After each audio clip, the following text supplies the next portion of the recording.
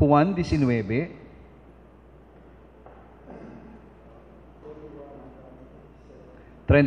hanggang 37. Juan 19, 31 hanggang 37. Sabay-sabay po tayo. Nooy araw ng paghahanda at ayaw ng mga Hudyo na manatili sa krus ang mga bangkay sa araw ng pamamahinga, sapagkat dakila ang araw ng pamamahingang ito. Kaya't hiniling nila kay Pilato na ipabali nito ang mga binti ng mga ipinako sa krus at alisin doon ang mga bangkay. Naparoon ang mga kawal at binali ang mga binti ng dalawang ipinakong kasabay ni Jesus. Ngunit pagdating nila kay Jesus at makitang patay na siya, hindi na nila binali ang kanyang binti. Subalit, inulos ng sibat ang isa ng mga kawal ang tagalira ni Jesus at biglang dumaloy ang dugo at tubig. At ang nakakita nito ang nagpapatotoo, tunay ang kanyang patotoo at alam niyang katotohanan ng sinabi niya upang kayo'y maniwala.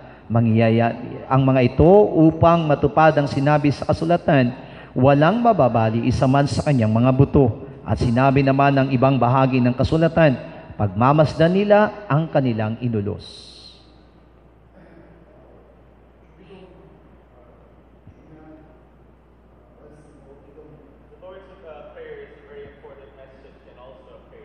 Alam natin na napakahalaga na mensaheng itinuro na panalangin ng ating Panginoon.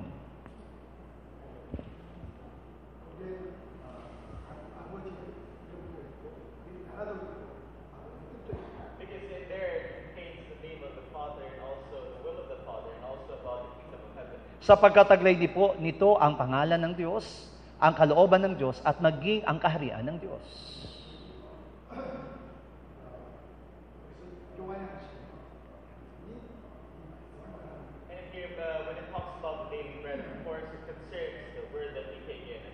At alam natin na yung tinutukoy po doon na pagkain sa araw-araw ay tumutukoy doon sa salita ng Diyos na ating tinatanggap.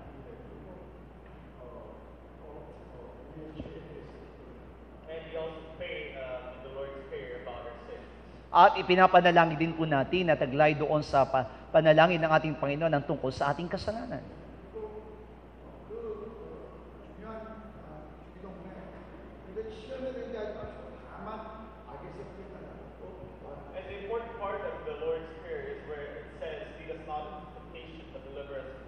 At ang pinakamalaga pong mensahe doon sa panalangin ng ating Panginoon ay ihadya tayo doon sa masama at ilayo tayo sa kasalanan.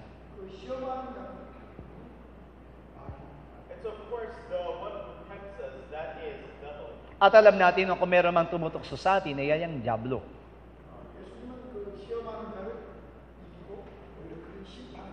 But then for Jesus, we know that He instead overcame the devil as a tempter and He became victorious. Samantalang si Jesus ay nagtagumpay laban doon sa manunukso at siya po ay naging nagwagi.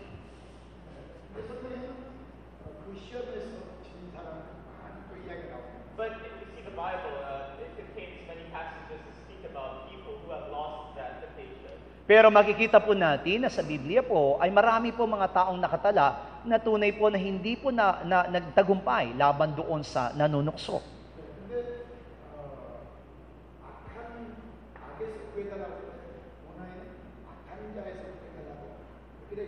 And although in some translations of the Bible it may say lead us away from the temptation, but then the real meaning. So, although it says there, lead us away from the tempter, what it really means is lead us away from temptation. Bagamat sinasabi doon sa mga talata sa Biblia na ilayo tayo doon sa manunukso, pero ang sa kasalanan o sa masama, pero ang ibig sabihin po nito ilayo tayo sa manunukso.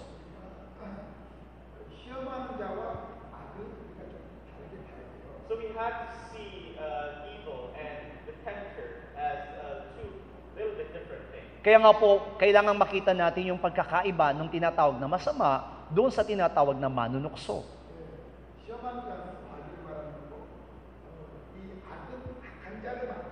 And so the temptation refers to, the tempter refers to the devil, and the evil referred there is talks about the evil one. Kaya nga po, Kailangan maging maliwanag sa atin na yung nagbibigay ng tukso ay ang dyablo, samantalang yung masama ay tumutukoy naman doon sa kasamaang umiiral. 그러니까 우리 안에 있는 악한 자를 이기게 달라는 그런 기도예요. And so if we see it in another perspective, we may see that it is superior that lead us away from the evil that is inside of it. Kaya nga po masasabi natin na isang mensahe po noong panalangin na iyon na tayo po ilayo doon sa masama na nasa atin. 우리 안에 악한 자가 있다. So in here, it means that there is an evil one inside of us. Kaya nga mula rito ay maunawaan natin mabuti na may masamang nananahan sa atin. 그것이 안악이고 옛사람이고 벨리알이다. And so of course that refers to the Anak, the Belial, or the old self. At alam natin na ito'y tumutukoy doon sa anak o kay Belial o doon sa ating lumang pagkatao. 그 마태복음 13장에 그러니까 마귀의 씨 혹은 마귀가 심은 마귀 자식 이렇게 And in Matthew chapter 13, it is also referred to as either the seeds that were planted by the evil one or the offspring of this evil one. At doon sa Mateo nga po, ito'y tumutukoy doon sa binhi na itinatanim o doon sa damo na itinatanim ng masama o yung isang masamang bagay na itinatanim o inilalagay sa atin. 성경은 보통 귀신을 더러운 귀신들이 이 옛사람 대해서 악하다 이렇게 표현했습니다. So in the Bible, when it talks about demons, they refer to demons as evil spirits or dirty spirits. And also when we talk about 귀신은 더러운 귀신입니다. 이 옛사람은 악한 놈. and the old self as the evil one. So the demons are the dirty spirits. Kaya nga po pag sa Biblia, tinutukoy po ang demonyo, ito po ay tumutukoy doon sa tinatawag na maruming spirito. Samantalang po naman doon sa ating lumang pagkatao, ito po ay tumutukoy doon sa masamang spirito. 그러니까 진리가 없이 죽은 더러운 귀신 예수님을 쫓아내는 거예요. So spirits that have died without the truth, these are the dirty spirits that can be cast out using the name of Jesus. Kaya nga po yung mga nangamatay na spirito na wala po nga katotohanan ay naging pong mas maruruming spirito, kaya naman sila yung naging demonyo. 근데 주님은 이 악한 자에 대해서 우리를 구해달라고 기도하러 하시는 것은 이 악한 자가 우리의 몸을 막고 있기 때문에 그런 겁니다. But here the reason why the Lord in the Lord's Prayer tell us that we should flee from the evil or lead us away from the evil one is because he is the one who he hinders us from receiving salvation. At ang dahilan kung bakit itinuro sa atin ng Panginoon sa panalangin niyon ng ating Panginoon na ilayo tayo sa sapagkat ito po yung nagiging dahilan upang tayo po ay malayo doon sa kaligtasan kanyang ibibigay. 이것이 우리의 마음을 움직입니다. But then the thing is that these things may control our minds, our emotions. Pero alam natin na mga bagay nito ang siya pong kumokontrol doon sa ating emosyon at doon sa ating isipan. 그래서 우리 안에서 마귀가 자꾸 드러나게 하는 거예요. This is why these things enable the characteristics of the devil to manifest itself inside. Iyan ang dahilan kung bakit ang mga katangian ng diablo ang siyang nagmamanifesto sa ating kalooban. 그래서 우리는 이 마귀에서 우리에게서 나올 때 악한 자가 내게 있다는 것을 우리가 아는 겁니다. Which is why if we want to uproot this evil one that is inside of us, we must understand and believe that there is really this evil one. Kaya naman kung nagnanais tayo na itong masamang spirito na ito ay maalis sa atin, kaya panaligan muna natin, maniwala tayo na mayroong masamang nananahan sa atin. 그러니까 우리는 날마다 이런 입을 쏟을 때가 있어요. 생각이 막 떠올라요. 이런 것들이 악한 자가 내 안에 있다는 증거예요. And so we know that throughout our days we may have evil thoughts that constantly appear in our mind. And so this is the evidence that there is an evil one inside of us. Alam natin araw-araw ay lumalabas yung masamang kaisipan sa ating mga buhay, kaya naman ito ang ebidensya na meron talagang masama na nananahan sa atin. 근데 이게 강해지면은 이 악한 놈이 내가 되는 거예요. But that if these evil thoughts become strengthened or more intense, then this evil one may become me, may replace me. Kaya nga po, yung masamang kaisipan na yon, kung ito'y titindi at patuloy na mananaig sa atin, mas mananaig po yung masama sa ating mga buhay. 그래서 사람들이 오래되면 그 성격이 딱 굳어져 버려요. And that is why we see how people, when a certain amount of time passes, their personality may solidify. Iyan ang dahilan kung bakit habang lumalaon ang buhay ng isang tao na nagtataglay noon, makita natin kung paanong lalong nagiging masama. 그래서 우리 안에서 이런 마귀적인 성품이나 그런 생각이 나오는데 우리는 그것하고 싸워야 돼요. So when these evil, when the personalities and the characteristics of the devil start to manifest itself from us, we need to really break these things apart. Kaya nga po kapag ang katangian na taglay ng isang tao at ang katangian po ng diablo ay patuloy na nagsama sa ating kaibituran, kailangan po natin itong sirain. 우리가 먼저 이 존재가 우리 안에 있다는 걸 알고 싸워야 됩니다. So of course, first we have to acknowledge that there is such an existence inside of us, and this is only through this can it be possible for us to fight against it. Pero kailangan muna, ang una nating gawin ay paniwalaan natin na meron po talagang nananahan sa atin sapagkat kung hindi natin ito papaniwalaan, hindi po natin ito kakayaning labanan. 우리가 보면은 지금 어떻게 무엇하고 싸워야 되는지 잘 모르는 사람들이 있어요. So if we see our current situation, we know that there are many people or some people who do not know who they are supposed to fight against. Kaya naman kung titignan po natin ang buhay ng mga tao sa kasalukuyan, makikita natin kung paano hindi rin alam ng tao kung sino po yung kanilang nilalabanan. 남하고 싸우는 게 아니고 내 안에 있는 그 악한 자하고 싸우는 거예요. Of course, so we understand that we are not supposed to fight with other people, but we have to fight against the evil one that is inside. At naunawaan nating mabuti na hindi itinuro sa atin na makipaglaban sa ating kapwa, kundi ang kailangan nating labanan ay yung masama na nasa atin. 근데 이것이 하고자 하는 대로 따라가면 그것은 점점 더 강해져요. But if we follow every inclination of that evil desire, that means that these desires will continue to be strengthened. The evil one will influence us with more stronger. At kung susundin po natin na patuloy po ang masamang bagay nito sa ating mga buhay, mas mananaig po yung masamang spiritong iyon sa ating mga buhay. 근데 이런 생각이 올라올 때 우리가 싸워서 이기게 되면 그것은 점점 힘을 잃어가고 결국 이제 사라져 버립니다. But of course, adversely, if we fight against these evil thoughts whenever they appear, then the evil one will weaken and in the end will disappear. Pero kung patuloy po nating lalabanan ng mga bagay nito na masama sa ating mga buhay, darating ang panahon na unti-unting hihina at mawawala ang masamang isipan na ito sa atin. 저도 처음에 이 말씀을 이야기가 상당히 어려웠습니다. Even for me, initially when I heard this message, it was very difficult for me to believe in this. Na maging sa aking buhay, naging sa aking buhay nang una kong marinig ang mensaheng ito, hindi po naging ganun kadali sa akin na unawain ito. 작년 11월 달에 처음 집회에서 아브라함과 이삭과 야곱 이 사람들이 어떤 과정을 통해서 이기게 되는가 그것을 이제 배웠어요. And so last year, November, during the seminar that we had, we learned about Abraham, Isaac, and Jacob, and how these three individual people used what kind of methods to overcome the struggle that they had. At nung Nobyembre nga po, ay napag-aralan po natin ang tungkol kay Abraham, Isaac at Jacob, na kung paano nilang napaglabanan yung mga kapagsubukan na dumating sa kanilang mga buhay.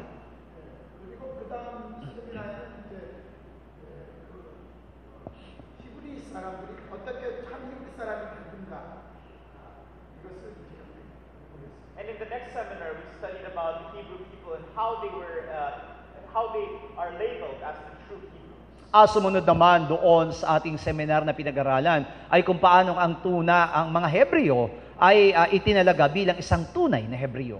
그러면서 사울과 다윗이 공부하면서 다윗이 어떻게 이겼는가를 이제 또 보겠습니다. And so after that, we studied more about the Saul and David and how David was able to overcome all the struggles that he had. At pagkatapos nga po noon ay napag-aralan natin ang tungkol kay Saul at kay David, na kung paano si David ay tunay na naging matagumpay sa lahat ng bagay sa kanyang buhay. 그리고 나서 그 다음 세미나는 이제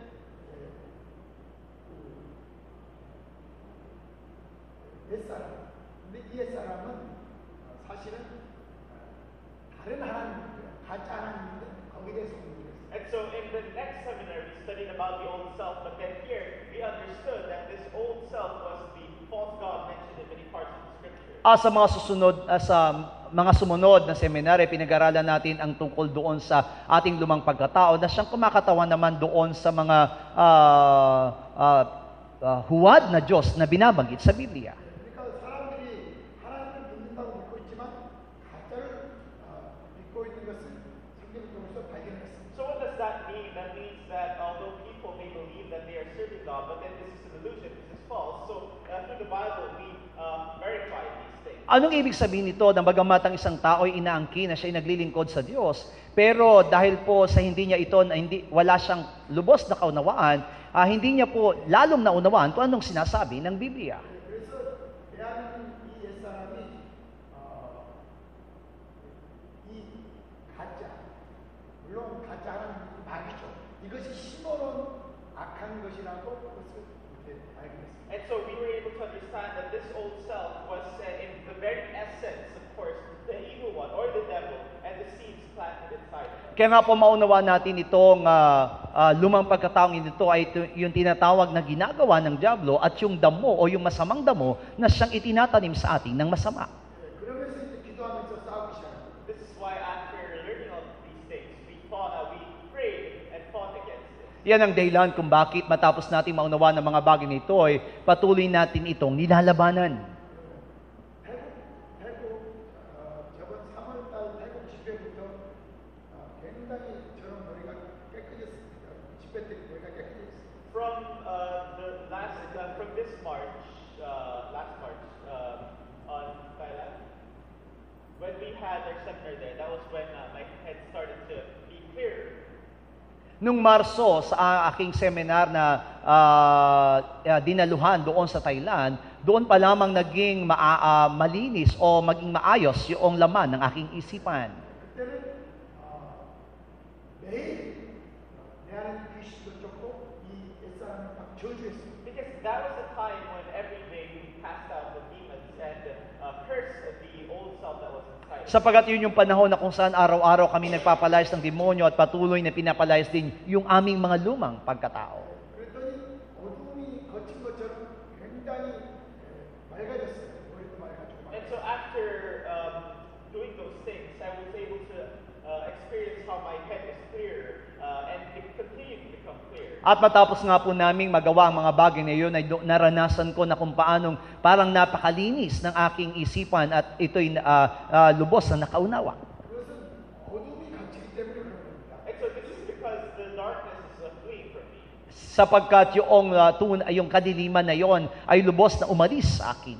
그리고 그 다음에 저번 4월달 중국 집회 때 더 이제 더 깨끗해졌어요. And again in the past last April, this year April, I was able to feel more cleansing of my head during the seminar we had in China. At nung Abril ay mas lalo kong naranasan yung kalinisan ng aking kaisipan na ako'y dumalo doon sa seminar na ginanap doon sa China. 근데 세미나 끝나고 또 조금씩 어둠이 밀려오기 시작해요. But the problem was that after the ending of the seminar, after just a little while, the darkness started to come back just a little bit again. Pero ang naging problema po na nang malapit na po matapos muli yung aming seminar na ginaganap, ay unti-unti na namang dumadaloy o dumarating yung kadiliman sa akin. 왜냐하면 한국에 있으면서 여기저기 방문도 해야 되고 기도를 많이 못하기 때문에. This is because while I returned to Korea, I had to visit many prayerful places, so I wasn't able to have many opportunities to pray. Sapagkat sa aking pagbabalik doon sa Korea, sa dami po ng lugar na aking napuntahan, ay hindi po ako nagkaroon ng pagkakataon ng panahon para sa panalangin. 그리고 필리핀 오니까 너무나 할 일이 내일 많은 거예요. And when I returned to the Philippines, I discovered that I had many other things to prepare and many things to do. At pagdating ko naman dito sa Pilipinas, ay napag-isipan ko naman na mas marami akong dapat gawin at dapat ayusin. 매일매일 막 많이 일을 했습니다. 하루 일을 했어요. So every day I had to work hard with various repairs around the church. Kaya nga po halos araw-araw ay naroon yung mga bagay na aking ginagawa para ayusin ang iglesia. 그러니까 이게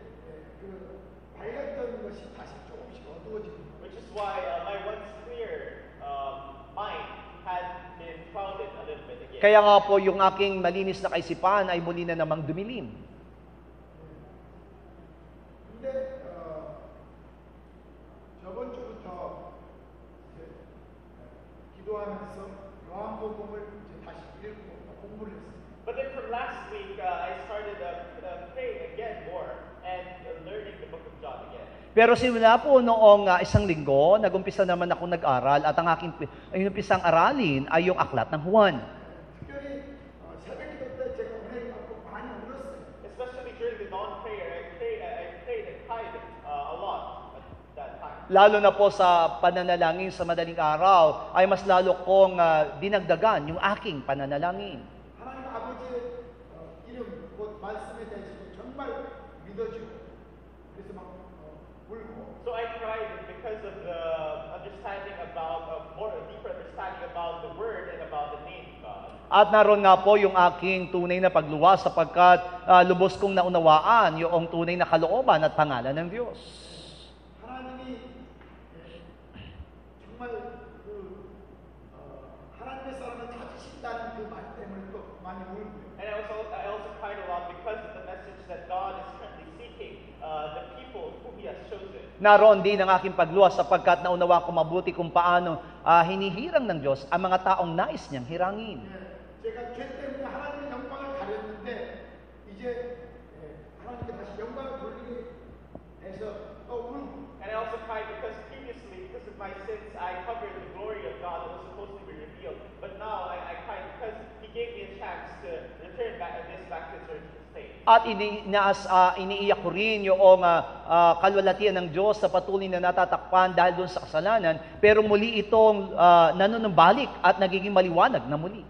그때 뭔가 이렇게 떠나는 느낌이 들어요. And every time that happened, I felt I had this sensation of something leaving me. At kapag ito ay aking nararanasan, mayroong kakaiba na alam kong umaalis sa aking buhay. 그러면서 또 맑아지고 깨끗해지고 And so it continued to become clean and clear. At patuloy itong nagiging malinaw at malinis. 특히 이 요한복음에서 은혜를 받으면 우리는 이 빛이 들어오기 때문에 귀신이 떠나갑니다. Especially if you really are able to receive grace through the book of John. Because the light enters us, the demons are not able to endure staying inside. Kaya nga po, lalo na kapag naranagap natin yung biyaya doon sa aklat ng Juan, na kung saan kapag ang tunay na ilaw ay nasa atin, yung kadiliman ng diablo ay aalis sa atin. 이것들이 우리의 환경들을 전부 다 나쁘게 만들어요. So these evil spirits, these dirty spirits and all the dirty influences, they continue to make our life circumstances more difficult. At alam natin, ang maruming espiritu o ng mga bagay na masama sa ating mga buhay, ang siyang patuloy na nagbibigay sa atin ng kahirapan sa ating mga buhay. 우리가 살아가면서 문제들이 있는 것은 이것들이 문제들을 만들기 때문에 그렇습니다. So the reason why there are many problems throughout our lives is because these spirits generate these problems. At ang dahilan kung bakit mas lalong dumarami yung ating mga suliranin na nararanasan sapagkat ang tunay na nagbibigay nito ay yung masama. 이것들이 떠나가고 깨끗해지면은 이런 문제들이 해결돼요. But then if these beings leave us and we become cleansed, and then all of these things will be solved. Kaya naman ko ang mga nilalang na ito ay aalis sa atin at mawawala sa atin. Lahat ng mga suliraning ito ay patuloy na mariresolba. 우리는 반드시 이해해야 돼요. So for us, we must surely overcome. Kaya naman kailangan nating magtagumpay. 이런 자만 하나님이 찾으십니다. 그를 만나주시고 그가 자녀가 됩니다. Because the thing is, God only seeks those who overcome, and only those who overcome can become the children of God. Sapagkat ang tunay na hinahanap ng Diyos ngayon ay mga mananagumpay at lahat ng mananagumpay ay magiging anak ng Diyos. 이 성경이 마태복음, 마가복음, 누가복음, 요한복음 다 똑같은 성경이 아니에요. So if we see the Bible, we understand that the respective books of Matthew, Mark, and Luke, and John, they are not the same. They don't have the same meaning. Kaya nga po sa pamamagitan po ng pagbabasa natin ng Biblia sa aklat ng Mateo, Marcos at Lucas, ay merong magkakaiba pong kahulugan. 마태복음에는 무엇을 딱 한 번 나옵니다. In the book of Matthew, the Passover is mentioned only once. Ng aklat ng Mateo ay binanggit lamang yung Pasko ng isang beses. 그리고 마가복음도 딱 한 번 나옵니다. And in Mark also once. Ganon din sa Marcos, isang beses. 누가복음 몇 번 나옵니다. In the book of Luke, how many times do you think it appeared. Pero sa tingin niyo po, pagdating sa aklat ng Lucas, ilang beses itong nakita? 요한복음 2번 나오고 요한복음 3번 나오고. In Luke it mentions it twice, and in John it mentions it thrice. At alam niyo po ba na sa Lucas ito'y binanggit ng 2 beses at pagdating sa aklat ng Juan, ito'y 3 beses. 요한복음 6월절은 어린 양의 피를 말하는 6월절이기 때문에 구원을 말하고 있어요. In the book of John, when it talks about the Passover, in the book of Matthew, when it talks about the Passover, it talks about the Passover of the blood of the young lamb. At alam natin, ang binanggit po ang Pasko doon sa aklat ng Mateo, ito po yung Pasko ng pista doon sa Kordero. 예, 이것은 출애굽으로 우리의 영적인 구원을 말합니다. So as the Exodus, it signifies our spiritual salvation. Kaya nga po yung paglabas ng, sa Exodus ay yung tinatawag na kumakatawan sa ating kaligtasan. 마태복음 6월절을 통해서 우리의 영혼이 구원을 받는 거예요. So through the Passover mentioned in the book of Matthew, our spirit can receive salvation. Kaya nga po sa pamagitan po ng Pasko na binanggit doon sa Mateo, yung ating spirito ay tumanggap ng kaligtasan. 네, 근데 마가복음에는 이제 6월절을 지내고 침례를 받은 다음에 능력이 나타났다는 거예요. But then in the book of Mark, after the Passover has passed, after receiving baptism, it says there that there were signs and wonders that started to occur. Pagdating naman sa Marcos, kapag nabanggit yung Pasko, matapos po nating matanggap yung tinatawag na kaligtasan, kailangan po naman magmanifesto yung mga tanda at kababalaghan. 그러니까 믿는 자에게는 이런 표적이 따른다는 거예요. It's because it says there that to the believers, these signs and wonders will manifest, will follow. Sapagkat binanggit doon na sa lahat ng mga sumasampalataya, magtataglay sila ng ganitong tanda. 믿고 침례를 받은 사람은 이런 표적이 따른다고 했어요. And specifically, it says there that to those who believe and are baptized, these signs will appear. Maliwanag po na sinabi doon sa sino mang mananalig at mababautismuhan, magtataglay sila ng mga tanda. 여기서 믿는다는 것은 그리스도를 신뢰하고 그를 따라가는 것을 말하는 거예요. In here, when it talks about belief, it is to really depend on and follow after Christ. Pero yung pananalig na binabanggit doon, ang ibig sabihin doon ay kung paano sila sumusunod kay Kristo. 그러니까 마가복음에서 기자와 이적의 표적이 따르려고 하면 정말 새롭게 살려고 하는 사람이 새롭게 살려고 침례를 받고 그리스도를 따라가면 이 표적이 따른다는 거예요. And so in the book of Mark, what it tries to tell us is that signs and wonders will follow those who want to live a new life, those who have received baptism and follow after Christ. Kaya nga po sa Marcos, yung tanda at kababalagan ay mararanasan ng mga taong tunay na binago at patuloy na nanalig at sumunod kay Kristo. 근데 믿지 않는 자들은 정죄를 받는다고 해요. But then it says there that those who do not believe, they will have condemnation. At binanggit doon, maparurusahan ng sino mang hindi mananalig. 예, 마가복음 11장 16절은 침례를 통해서 구원과 정죄가 나눠집니다. So in Mark chapter 16 and verse 16, it tells us that through baptism, the salvation and condemnation is clearly divided. Kaya nga po pagdating doon sa 16, alam natin na kung paanong binanggit doon yung pagkakahiwalay ng mga maliligtas at mga parurusahan. 정말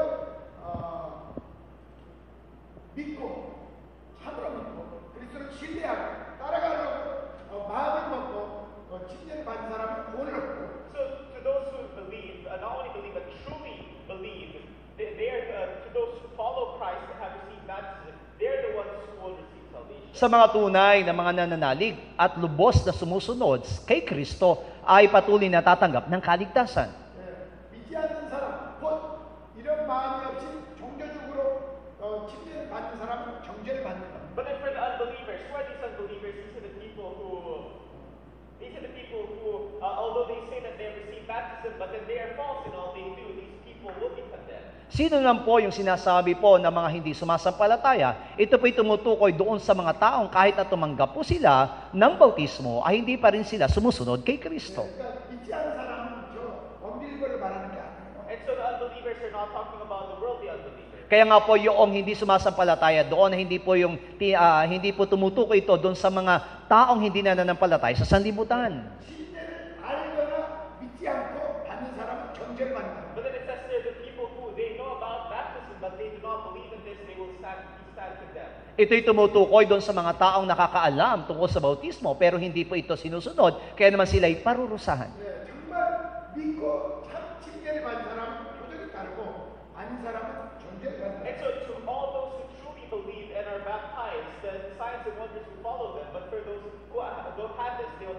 Kaya nga po sa lahat ng pong mananampalataya at mga bautismuhan ay patuloy na natatanggap ng kaligtasan at mga tanda. Ngunit sa lahat po ng mga hindi nananampalataya at sumusunod kay Kristo, sila'y parurusahan. 누가 보면 이 마태 마가복음에서 요한복음으로 넘어가는 다리가 있습니다. So I already told you that when we move on to the book of Luke, this book is the one that seeks to serve as a bridge between Mark and Matthew, Mark, and John. Nabanggit ko na nga po sa inyo na kapag tayo po ay naroon na sa aklat ng Lucas, ito po yung nagsisilbing tulay na nagdudugtong doon sa aklat ng Mateo, Marcos, doon sa aklat ng Juan. 그래서 누가복음 1장 5절에 아비야 다니엘의 제사장이 나와. This is why in Luke chapter 1 verse 5 it talks about Abijah, the priest division of Abijah. Kaya naman kapag dating doon sa Lucas, Kabanatang 1, talatang 5, nabanggit doon yung tinatawag na si Abias. 다윗 때부터 제사장은 24그룹으로 나눴습니다. So from the time of Moses, from the time of David, even at that time, the priests were divided into 24 groups. Alam natin na sa panahon ni David, ang mga sacerdote na hati po sa 24 na pangkat. 그래서 한 그룹이 일주일씩 그러니까 한 그룹이 6개월 만에 일주일씩 24 타임 돌아가면서 하나님 앞에 제사를 합니다. And so one group would spend a week within 6 months, so a week every 6 months to serve the temple and God there. Kaya nga po ang isang grupo ay kailangan pong maglingkod sa loob po ng 6 na buwan kada linggo. 이 아비야 다닐 때 하나님이 역사하기 시작했어요. And so we see here that in the household or the priestly division of Abijah, that is where God started working. At alam natin na si Abias, mula po doon sa pangkat ni Abias, doon po nag-umpisang gumawa ang Diyos. 그가 생활할 때 엘리사벳 곧 신녀 요한의 아버지입니다. And so 엘리사벳 아들이고 here it says there he was Zechariah and the husband of Elizabeth, the father of John. At binanggit nga po dito si Zacarias na naging asawa po ni Elizabeth na siyang naging magulang ni Juan. 아비야는 24네 그룹의 제사장들 중에서 8번째예요. And so the priestly division of Abijah is the 8th group among the 24 groups mentioned. At alam niyo po ba si Abias po sa mga pangkat po ng mga sardote, siya po'y pangwalo sa mga pangkat. 그래서 이걸 가지고 예수님이 몇월 달에 태어났까지 알 수 있습니다. So through this you can even date the month at which Jesus was born. Kaya nga po sa pamamagitan nito ay malalaman natin kung ano talagang buwan na isilang ang ating Panginoong Yesus. 왜냐하면 그건 역사적으로 이 아비야 마녀이 몇월 달에 하나님을 섬겼다는 기록이 있기 때문이에요. Because in the Bible it talks 그걸 about 찾을 수 있기 때문이에요. you can find the records of exactly what month or what week the group of Abijah served the Lord in the temple. Sapagkat binabanggit mismo ng Biblia kung anong buwan nanilbihan si Abias doon sa templo. 네, 중요한 것은 아비야의 이름의 뜻입니다. But then what is really important here is the meaning behind the name Abijah. Pero ang pinakamahalaga po sa ating pong pinapag-aralan kung anong ibig sabihin ng salita ng pangalang Abias. 이 아비야라는 뜻은 나의 아버지와 하나님의 이름이 같이 합해진 겁니다. And the meaning behind the name Abijah is that the Father and my Father and God has God's name has been made one. Kaya nga, ang ibig sabihin lamang po no, na yung aking Ama at ang Diyos ay pinagsama yung pangalan. 네, 그러니까 아비야라는 이름의 뜻은 여호와는 내 아버지다 이런 뜻이에요. And so the meaning of the name Abijah means that Jehovah is my Father. Kaya nga po doon, ang ibig sabihin ng salitang Abias ay si Yahweh ang pangalan ng aking Ama. 네, 그러니까 이 아비야는 여호와에 대해서 알고 있고 유언자에 대해서 알고 있어요. And so of course we can be assured that Abijah knows about Jehovah and also about the Passover. At alam natin na unawaan ni Abias yung tungkol kay Yahweh at doon sa Paskwa. 네, 그리고 실제로는 엘리사벳이 입대하지 못했다고 했거든요. And then in verse 7 it says Elizabeth is barren. At mula doon sa versikulo 7, pinapaliwanag doon na kung saan si Elizabeth ay isang hindi pwedeng manganak. 이 말은 원래 뜻은 아기 갖는 것을 거부했을 거예요. And the meaning behind this is that they did not want the child. Ibig sabihin, hindi sila pwedeng kailanman na pwedeng magkaroon ng anak. 엘리사벳은 아기를 가지기 싫어했어요. And so Elizabeth did not want the child. Kaya nga po si Elizabeth ay hindi po magkakaroon ng anak. 왜? 이때는 이스라엘이 이 다른 국가에서 지배를 받으면서 희망이 없었기 때문에. Because we have to understand the situation in Israel where it was under the rule of another nation, so it was not favorable for them to have children. Kaya nga po maunawaan nating mabuti ng pong naalipin po ang mga Israel ng ibang bayan, hindi po sila pwedeng magkaroon ng anak. 사사기 13장에 그 삼손의 어머니도 똑같아요. And in Judges chapter 3 and chapter 30, it is the same story of Samson's mother. Sa Hukom 30, ito po'y katulad din po noong magulang ni Samson. 이 사람들은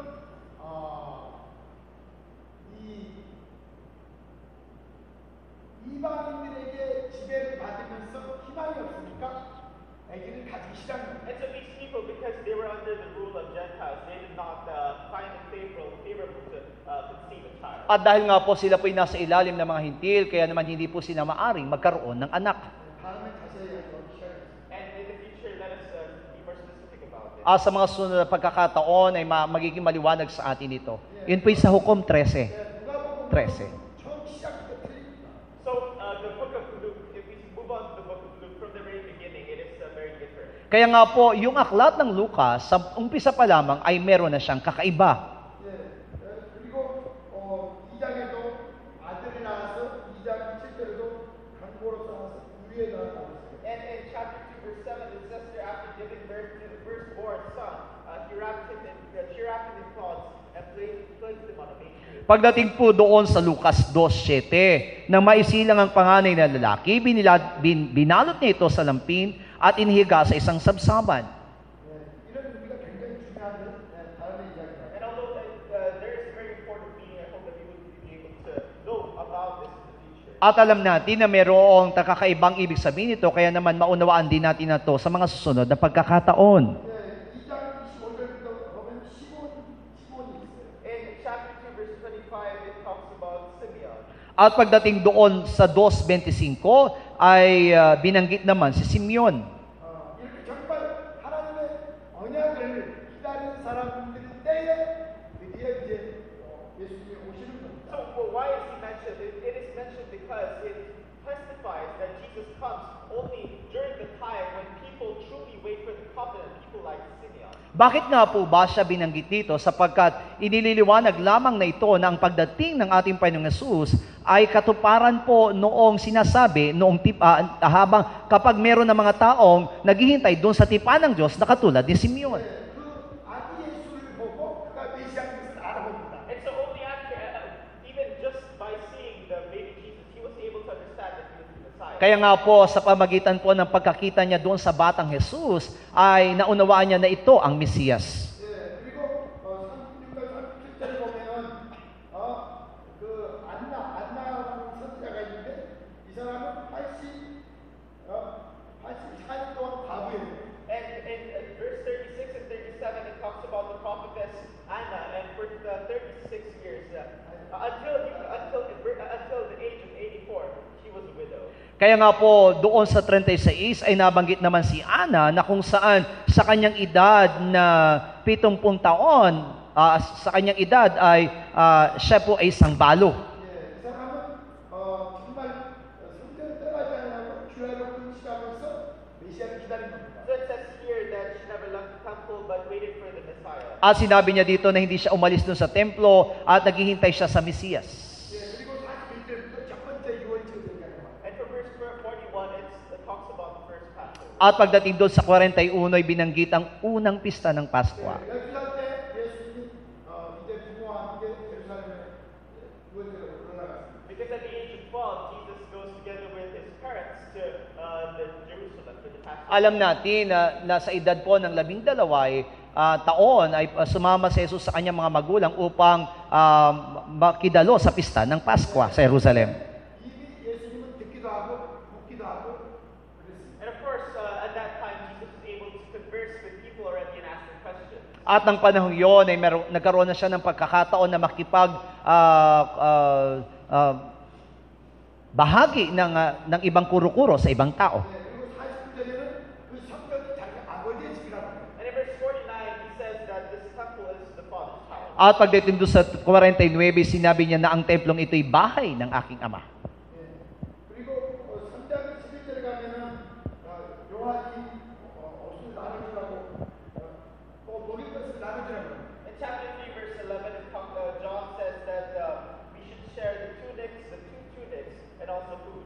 At pagdating naman doon sa Lucas Kabanatang 3, talatang 11, ito po tungkol doon sa 2 baro na dapat po nating ibahagi. 예, 여기서 이제 옷은 이 육체적인 옷이 아니라는 것을 우리가 알고 있습니다. And in here, the tunics or the 2 cloaks, it is not symbolizing of a physical type of clothing. At ang 2 barong ito ay hindi po ito kumakatawan sa pampisikal lamang na damit. 예수님도 이 옷을 주러 오셨지 않습니까? Because we know that Jesus also came here with objective to give us the 2 clothing. Sapagat alam natin, ang pagparito ng ating Panginoong Hesus ay tahasang nais niyang bigyan tayo ng 2 klase ng damit. 3장에 예수님의 족보가 나와요. And in chapter 3, it also talks about the genealogy of Jesus. Kaya naman doon sa Lucas Kabanatang 3, binanggit din yung pinagmulan ng ating Panginoong Hesus. 이 족보가 예수님의 하나님 뜻대로 예수님의 족보고요. And this genealogy is different because it is the genealogy that is what is according to God. At masasabi natin, itong talaan na ito ng mga lahi ay napakahalaga sapagkat ito yung mga talaan ng kalooban ng Diyos. 이 족보에 따라 예수님이 오셔서 우리에게 옷 구원을 주셨어요. And so Jesus came according to this genealogy and gave us the clothing to us. As Jesus ay nagmula sa lahing ito, sa lahi na ito ng angka na siya nagbigay sa atin ng kasuotan. 예, 그리고 이제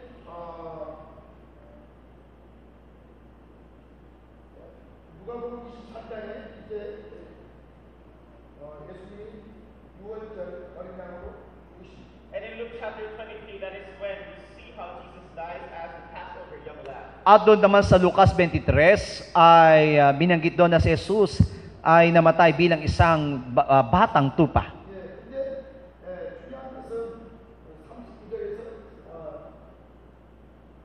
오케이 verse 39 hanggang 43 나와있어요. Sa 39 hanggang 43, tinuya siya ng isa sa mga salaring nakabitin at ang sabi, "Hindi ba ikaw ang Mesiyas? Iligtas mo ang iyong sarili pati na kami." Ngunit pinagsabihan siya ng kanyang mga kasama, "Hindi ka ba natatakot sa Diyos? Ikaw may pinarusahang tulad niya. Matuwid lamang na tayo'y parusahan ng ganito dahil sa ating mga ginawa. Ngunit ang taong ito'y walang ginawang masama." At sinabi niya, "Jesus, alalahanin mo ako kapag nagahari ka na." Sumagot si Jesus, "Sinasabi ko sa inyo, ngayon di isasama kita sa paraiso."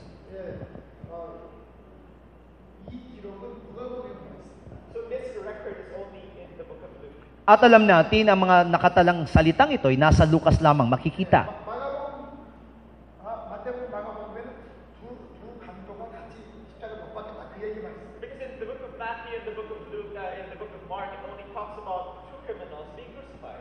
At sapagkat pagdating po sa Mateo at Marcos, ang nakatala lamang doon ay tungkol doon sa 2 salarin na kasama niyang naipako. 근데 이 누가복음에는 한 사람은 예수님을 비방하면서 내가 그리스도는 우리를 구원하라. But in the book of Luke, it provides us with more concise what happened there, that when the criminal said, "Aren't you the Christ? Save yourself and us." Pero pagdating sa Lucas, niliwanag mismo ang tungkol sa mga bagay na sinabi, lalo na po yung isang salarin na sinabi niyang, "Hindi ba ikaw ang Kristo, ang Mesiyas?" 그리고 하나는 그 사람을 부르시면서 왜 하나님을 두려워하지 않냐. But then the other criminal rebuked him and said, "Don't you fear God?" Samantalang yung isa ay sinabi naman, "Hindi ka ba natatakot sa Diyos?" 예, 그리고 41절에 이 예수가 하는 일은 모두 다 옳다고. Because in verse 41 he says, he's basically saying that all of the deeds of Jesus is upright and there's nothing wrong. Sapagkat binabanggit po ng 41 na ang taong ito'y naniniwala na walang bagay na ginawang masama si Jesus. 예, 그러면 42절에는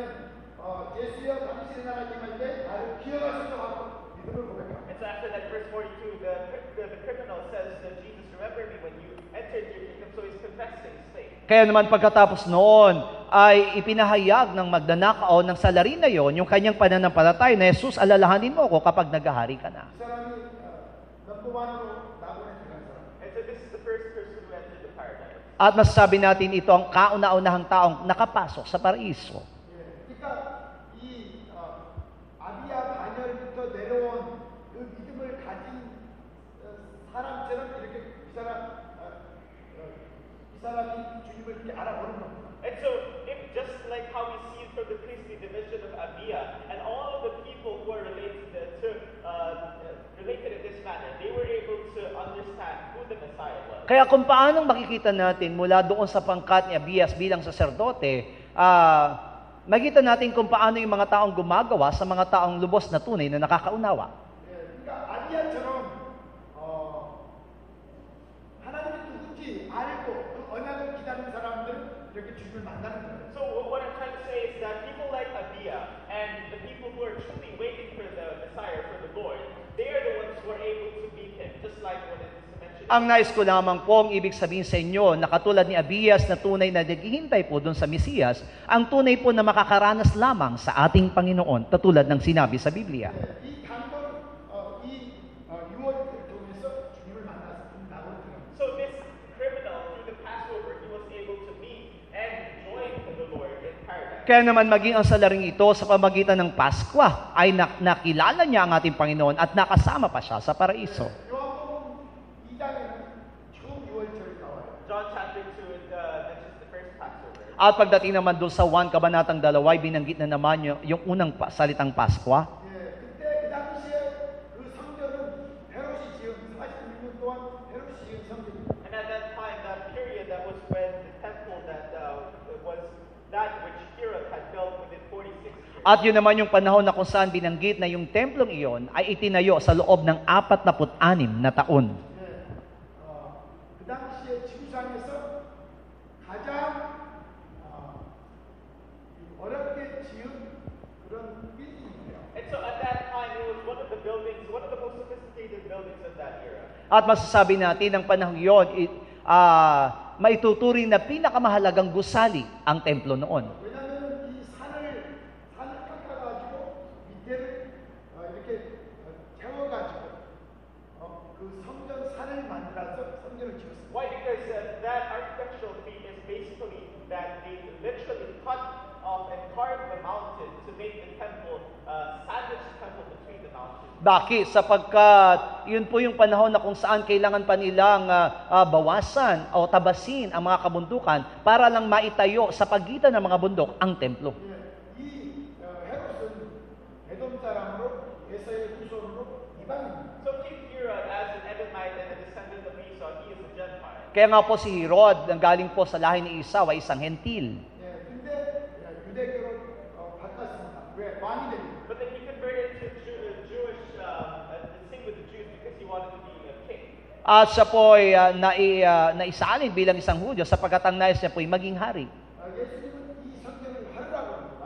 And Jesus said that he would destroy this temple. At binanggit nga po ng mga talatang ito na wawasakin niya ang templo. 예, 그러면서 자기가 3일 동안 3일만 다시 일으킨다고 했어요. Because he said, I will raise it up again in 3 days. Sapagkat sinabi niya rito na itatayo niya muli sa ikatlong araw. 그것은 21절 말씀대로 자기 육체가 성전이라는 것을 말씀하고 So just like what it says in verse 21, and he said that in the temple, his body as a temple will be revived. Na kung paano nga po nang binanggit doon sa talatang 21 na yung kanyang katawan ang tinatawag na templo at ito'y itatayong muli sa ikatlong araw. 이 말은 우리에게 너희 육체도 성전이 되라 그 말입니다. So here what Jesus is trying to tell us is that your body should also be treated as temple. Ibig sabihin lamang po nito na kailangan nating ituring ang ating mga katawan bilang templo.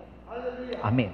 그래서 에베소서 2장 21절 22절 보면은 우리가 성전으로 지어져 가야 된다고 했어요. This is why in Ephesians chapter 2, verse 21 to 22, it says that we should be built up as a temple. Yan ang dahilan kung bakit sinabi dun sa Epeso 2:21-22 na kailangan ng ating katawan ay maitayo bilang isang 네, templo. 우리 몸이 하나님 거하시는 성전이 되어야 되고요. So our bodies has to be constructed as a temple, the dwelling place of God. Na ating katawan ay kailangan maituring na templo na kung saan pinananahanan ng Diyos. 예, 그것은 우리 안에 있는 것들을 다 이길 때 가능한 겁니다. But then this At mangyayari lang mga bagay na ito kung tayo po'y magtatagumpay, lalo na sa mga bagay na nasa atin. 두 번째 유언절은 요한복음 6장부터 나와요. The second Passover is in John chapter 6. Pagdating do po sa aklat ng Juan 6 ay nabanggit po ang pangalawang Paskwa. 이 유언절 전에 남자가 5천 명을 먹입니다. 보리떡과 물고기. And before this Passover, Jesus feeds 5,000 males and others of from the bread and fish. At alam natin na bago po mangyari ang paswang iyon ay nagpakain ng ating Panginoong Hesus ng 5,000 lalaki bukod pa sa mga babae at bata. 그래서 사람들이 그걸 보고 떡을 먹으려고 주님을 따라가는 거예요. So after seeing that, the people follow after the Lord only to fill their stomach. Kaya nga po makita natin na nagsisunuran ng mga taong iyon sa ating Panginoong Hesus upang malamlan lamang yung kanilang mga tiyan. 주님은 자기가 생명의 떡이고 음료라고 말하는 거예요. But here the Lord says that He is the true bread of life and He is the drink. At binanggit mismo ng ating Panginoong Hesus na siya ang tunay na pagkain at tunay na inumin. 이 떡을 먹어야 영원히 산다고 주님 말씀합니다. And now He teaches the people, saying that only after you eat this bread till you live eternally. Kaya naman, itinuruan niya ang mga tao na maliban yung kanin ng aking katawan ay hindi kayo magkakaroon ng buhay na walang hanggan. 여기서 말하고 있는 예수님이 지금 내 살을 먹고 내 피를 마시라 이 말은 내 말을 영접하고 무시하는 겁니다. And so in here, when Jesus says, "Eat my flesh and drink my blood," and what He is really trying to emphasize is that we have to digest His word completely. Kaya nga mula rito, nung sinabi niyang kainin yung aking laman at inumin yung aking dugo, kailangan po nating limiing mabuti ang lahat ng kanyang mga salita.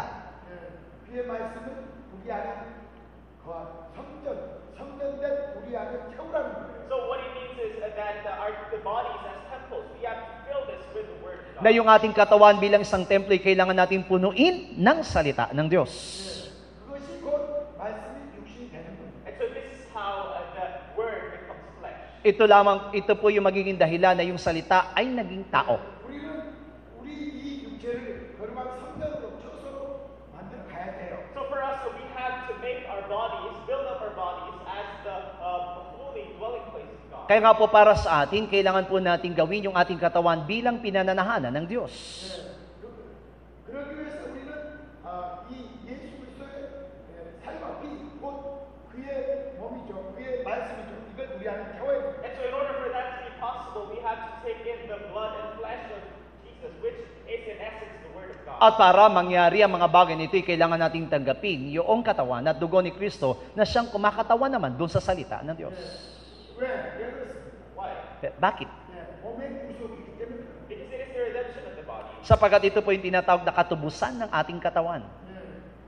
우리가 예수님의 영광스러운 몸처럼 변화되기 때문에 그런 거예요. Because we have to be transformed like the glorious body of Christ. Kailangan po tayong matulad doon sa malwalhating katawan ni Kristo.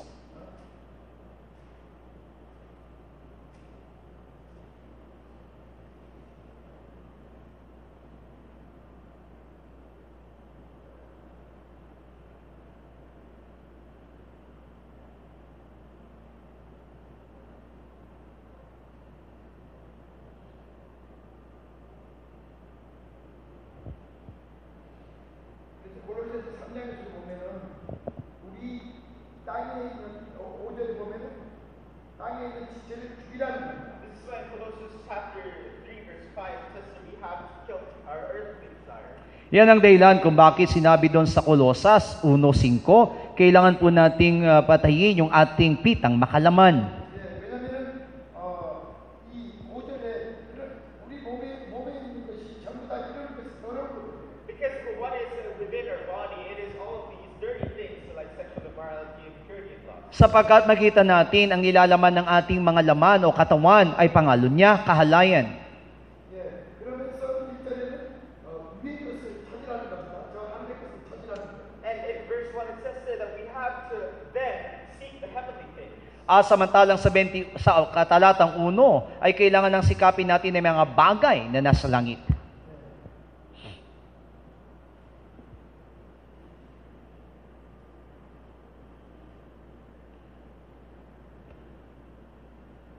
우리의 몸에 구속이 있고 우리의 몸이 그리스도의 몸처럼 변화되기 때문에 그렇습니다. So this is because we have to have the redemption of our body, and our bodies have to be transformed like Christ.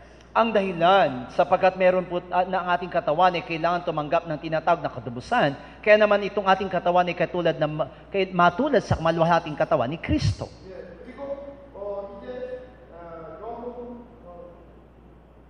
2장에서는 이제 실로암 얘기가 나옵니다. And now in John chapter 9, it talks about the story of the pool of Siloam. Pagdating naman doon sa Juan 9, ay binabanggit ang tungkol sa Siloe. 예, 실로암에서 우리 영의 물을 들어야 돼요. Because in Siloam, our spiritual eyes are open. Sapagkat sa pamagitan po doon sa Siloe, yung ating mga spiritual na mga mata ay mabubuksan. 그러지 않고서는 우리가 이길 수가 없기 때문에. Why? Because unless our spiritual eyes are open, we are not able to win this fight. Sapagkat maliban po na mabubuksan yung ating mga spiritual na mga mata, hindi tayo magiging matagumpay sa ating laban. 예, 그것이 이사야서 8장에 나와요. And that is the same in Isaiah chapter 8. At yan po nakalagay doon sa Isayas 8. 이 마지막 때 우리가 반드시 우리 속에 눈을 떼야 됩니다. Because during these last days, we really have to open our blinded eyes. Sapagkat lalo na po sa huling kapanahon na ito, kailangan po natin mabuksan yung ating mga matang bulag. 예, 여호와 하나님이 이사야에게 네가 아들을 낳을 것이다. So the Lord Jehovah says to Isaiah that you will have a child.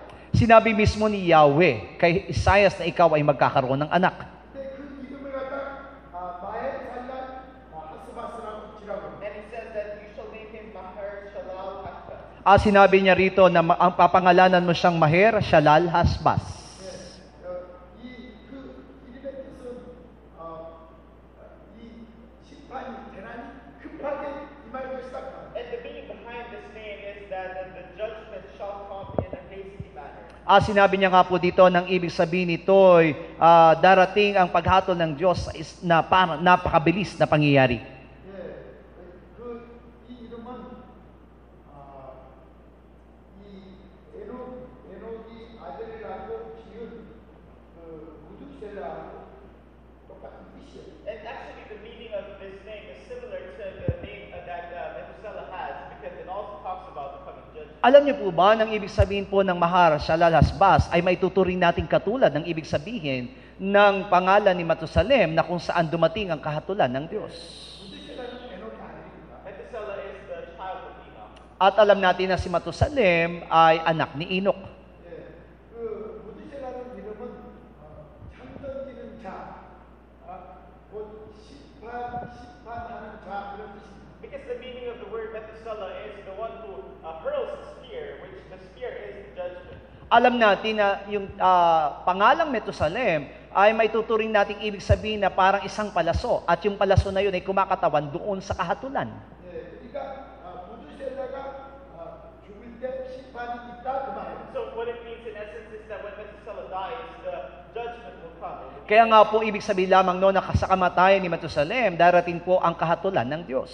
예, 그래서 에녹은 무두셀라를 낳은 다음에 심판에 대해서 말하다가 올라갑니다. Which is why Enoch, after giving birth to, after conceiving Methuselah, he comes to the people about judgment before he is taken away by God. Kaya naman si Enoch matapos na maipanganak si Metusalem ay binabanggit niya yung tinatawag na kahatulang gagawin ng Diyos.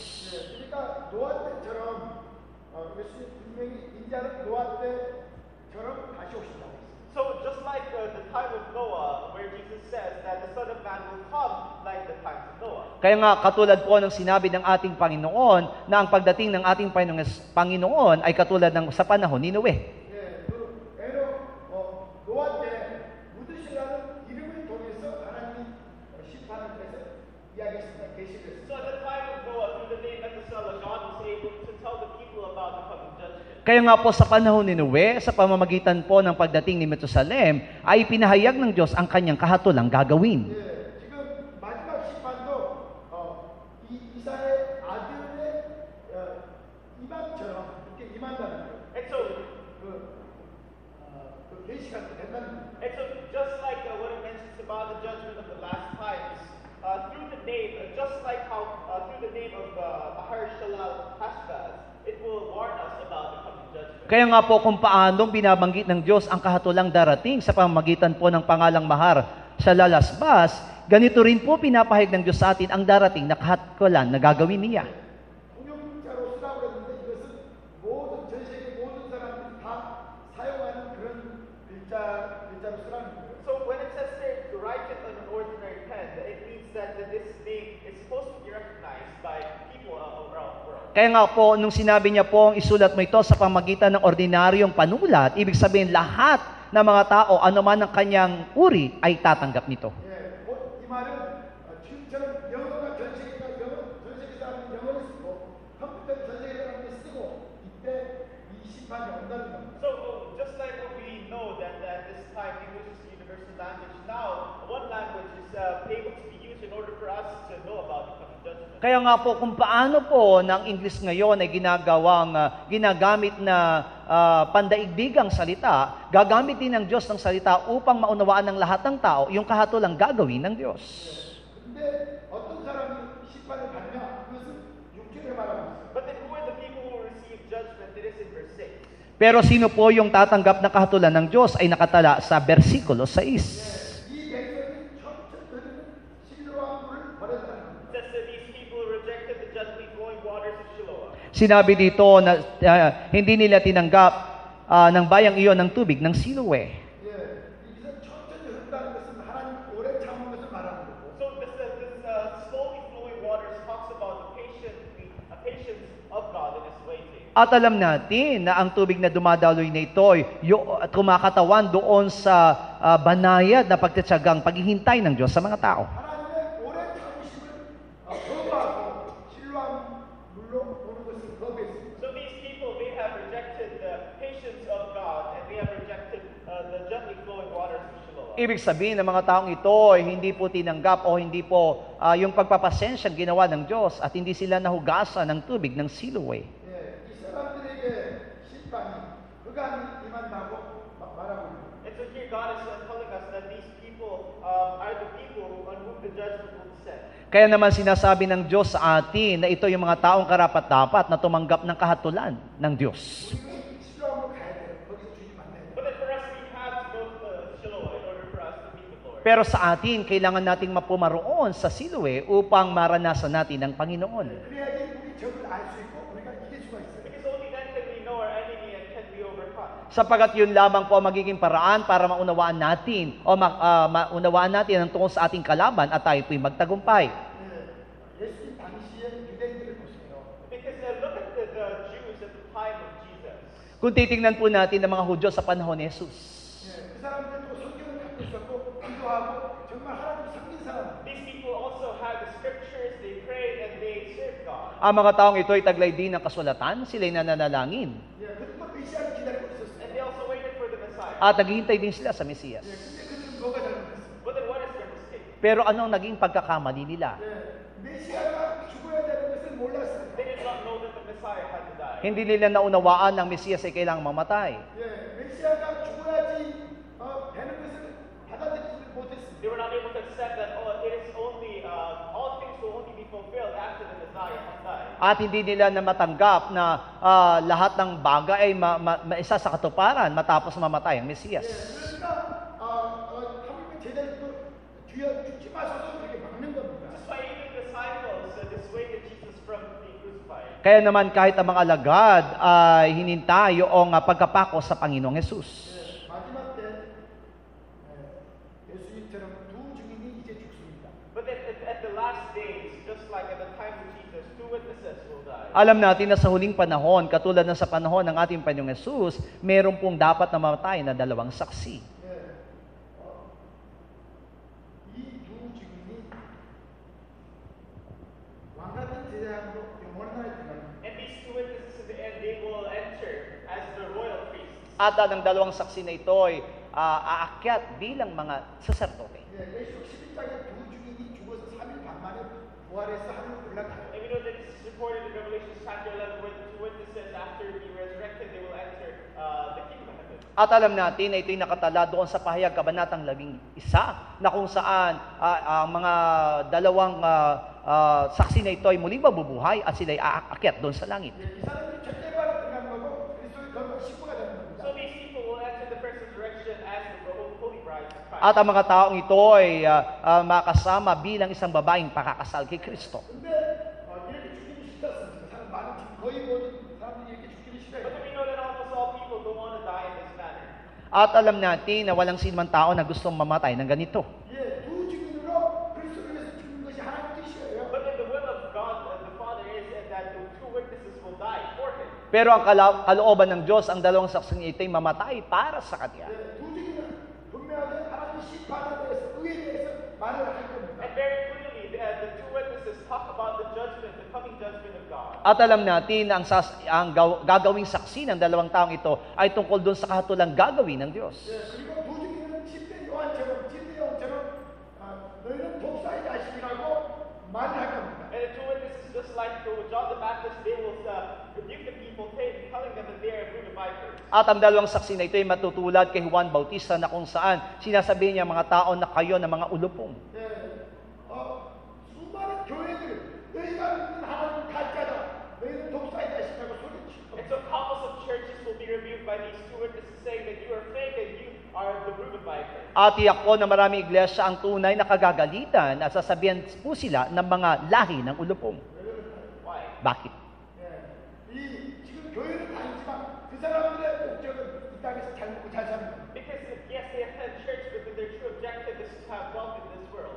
Sapagkat maaari nga po silang dumadalo sa iglesia pero ang kanilang ninanasa ay ang mga bagay sa sanlibutan ito. 예, 이 땅에서 잘 먹고 잘 사기를 원하지 그리스도를 위해서 두 증인으로 죽는 건 싫어합니다. So of course they want longevity in this, they want to live a long life in this world. They do not want to die as the witnesses of Christ. Ang nais po nila ay mabuhay na mahaba sa mundong ito at ayaw nilang maging saksi ng ating Panginoong Jesucristo. 예수님 당시에도 예수님 만나서 떡을 먹으려고 그들이 따랐지 예수님 죽는 건 싫어했어요. And even at the very time when Jesus was still in this world, they followed after him not because of the word, but because they wanted their fill of bread. Na maging ang ating Panginoong Jesus nang siya'y nabubuhay sa mundong ito, may mga taong sumusunod sa Kanya, hindi dahil sa gusto nilang sumunod sa Kanya, kundi gusto po nilang mapunaan yung kanilang mga sikmura ng tinapay. 지금도 거의 많은 크리스천들이 잘 먹고 잘 살라고 예수 믿어요. So we know that even in the present time, countless Christians, almost all Christians, join Christianity because they want to be blessed physically. At alam natin na maging sa panahon natin, marami po ang tunay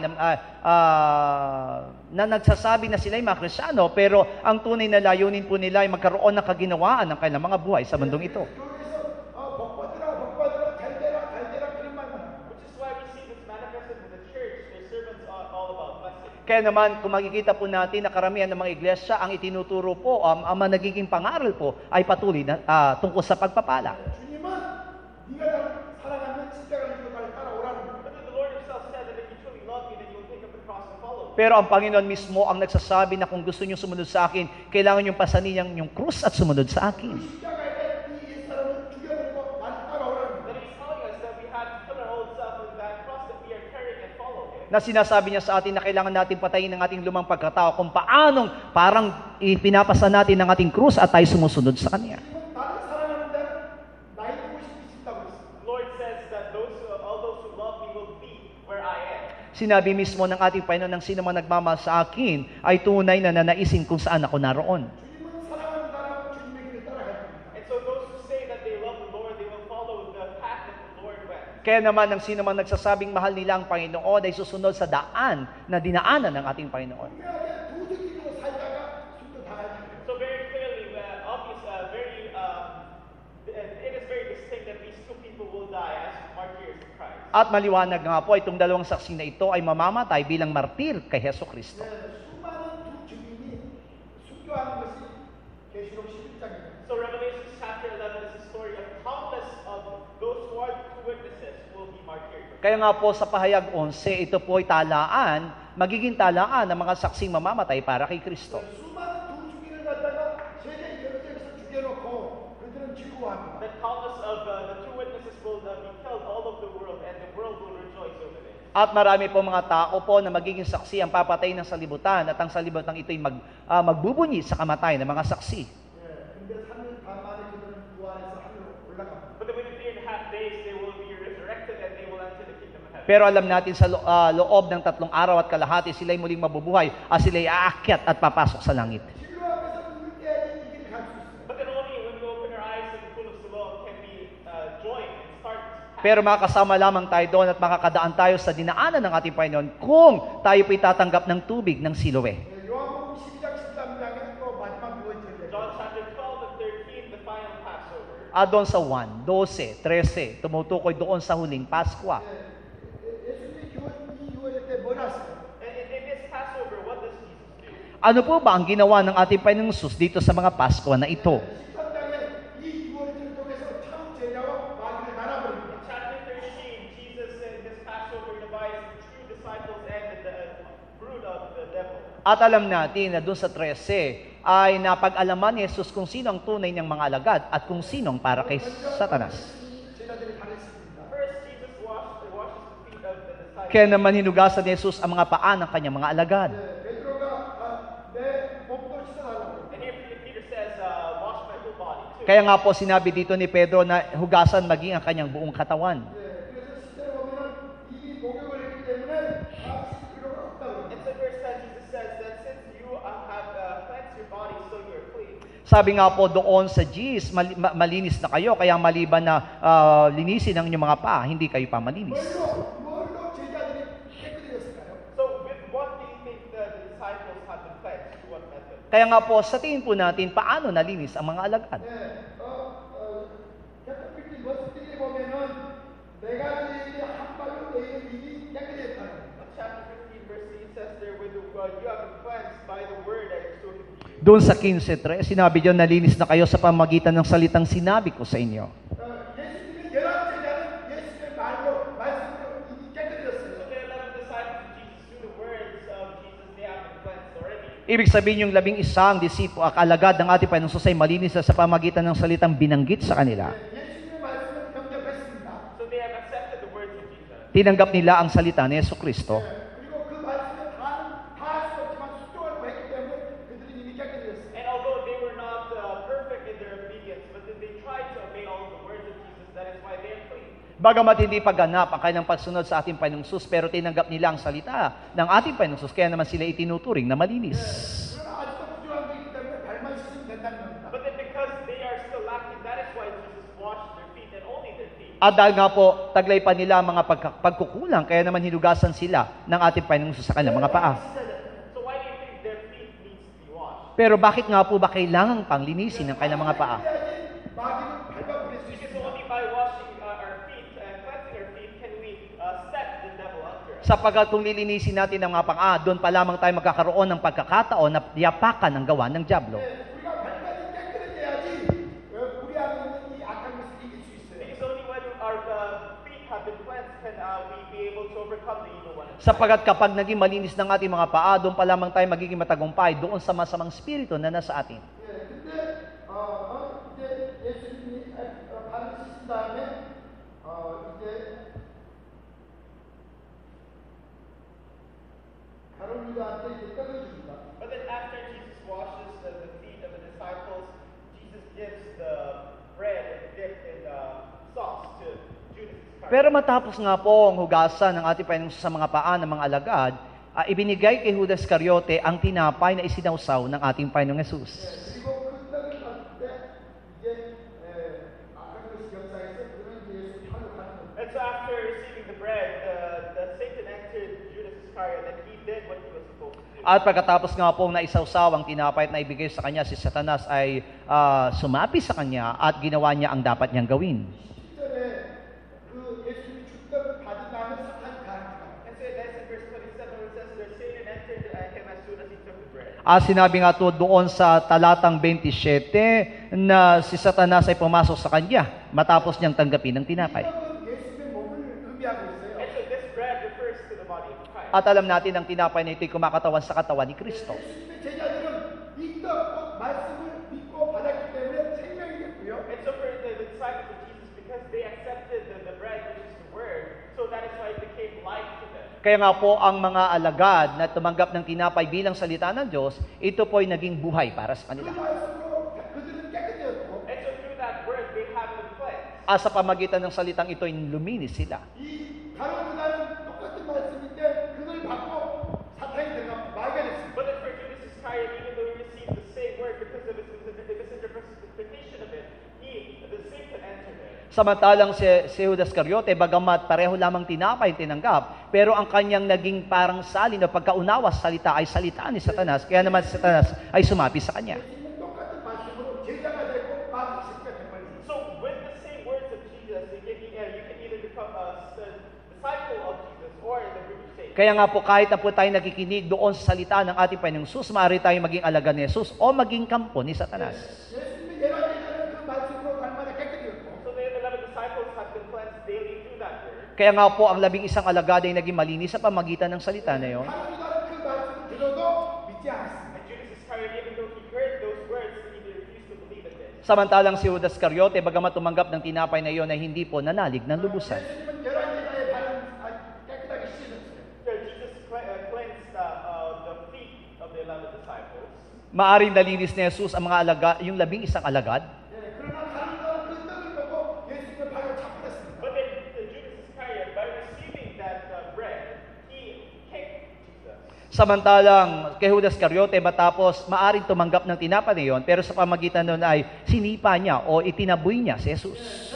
버스 A를 보면은 그게 성경에 기록된 낙석이에요. And in chapter 13, verse 18, this is what is recorded in the scripture.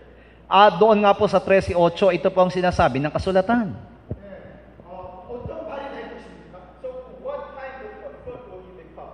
Anong klaseng paa tayo magiging? 예수님이 시켜준 깨끗한 발이 될 것입니까? 다른 유다의 발이 될 것입니까? So will we become the feet that are cleansed by Jesus, or will we become the heel against Jesus? Magiging paa po ba tayo na nilinis si Jesus o isang paa na lalaban kay Jesus? 뭐 때문에 그렇게 구별이 되는 겁니까? But then because of what was were they distinguished with? Kaya nga po, ano po ba yung magiging pagkakaiba natin? 말씀 때문에 그런 거예요. 말씀. They were distinguished because of the word. Sila po yung makikilala sa pamamagitan ng salita. 열한 제자는 그들의 몸이 성전으로 지어져 가고 있었고요. So for the 11 disciples, their bodies were being built as the temple. Kaya nga po yung 11 alagad ay naitayo yung kanilang katawan bilang templo. 다른 유다는 그 몸이 성전으로 지어져 가지 못했어요. But then for Judas Iscariot, he was not able to make his body as a temple. Samantalang si Judas Iscariote, hindi niya nagawa yung kanyang katawan bilang templo. 그 몸이 성전이 되라는 걸 몰랐어요. And he was not able to know that his body was supposed to be the temple. Kaya naman hindi niya naunawaan na yung kanyang katawan ay dapat na maging templo. 열한 제자는 자기 몸이 성전인 걸 알고 그 몸 안에 말씀을 태웠습니다. But the 11 disciples knew this. This is why they filled themselves with the word. Samantalang doon sa 11 na unawaan nila ang mga bagay nito, kaya naman pinuno nila ang kanyang katawan ng salita. 구약시대 때 하나님이 이름을 주려고 성전을 지었다고 했어요. In the Old Testament, it says there, God built a temple in order for him to put his name there. Binanggit ng lumang tipan na itinayo ang templo para panahanan ng kanyang pangalan. 모세가 지은 성전 안에는 돌비하고 지팡이하고 만나는 다른 항아리가 있었어요. In the temple that Moses built, there were the stone tablets and the jar that had manna, and also the staff of Aaron. At sa itinayo na templo ni Moses ay naroon po yung dalawang tapyas ng bato, yung lalagyan ng mana at yung tungkod ni Aaron. 이 세 가지 의미가 뭡니까? What are the meaning of these three things? Pero ano nga po bang ibig sabihin ng tatlong bagay na ito? 이스라엘이 범죄한 세 가지 그겁니다. 범죄한. These are the three sins that Israel committed. Ito yung ay kumakatawan doon sa tatlong kasalanan ginawa ng Israel. 금송아지를 만들었기 때문에 다시 받은 그 돌판. Because they had molded the golden cup, that is why there is the replaced stone tablets. Sila po ay gumawa ng gintong guya, kaya naman ito'y pinalitan ng dalawang tapyas na bato.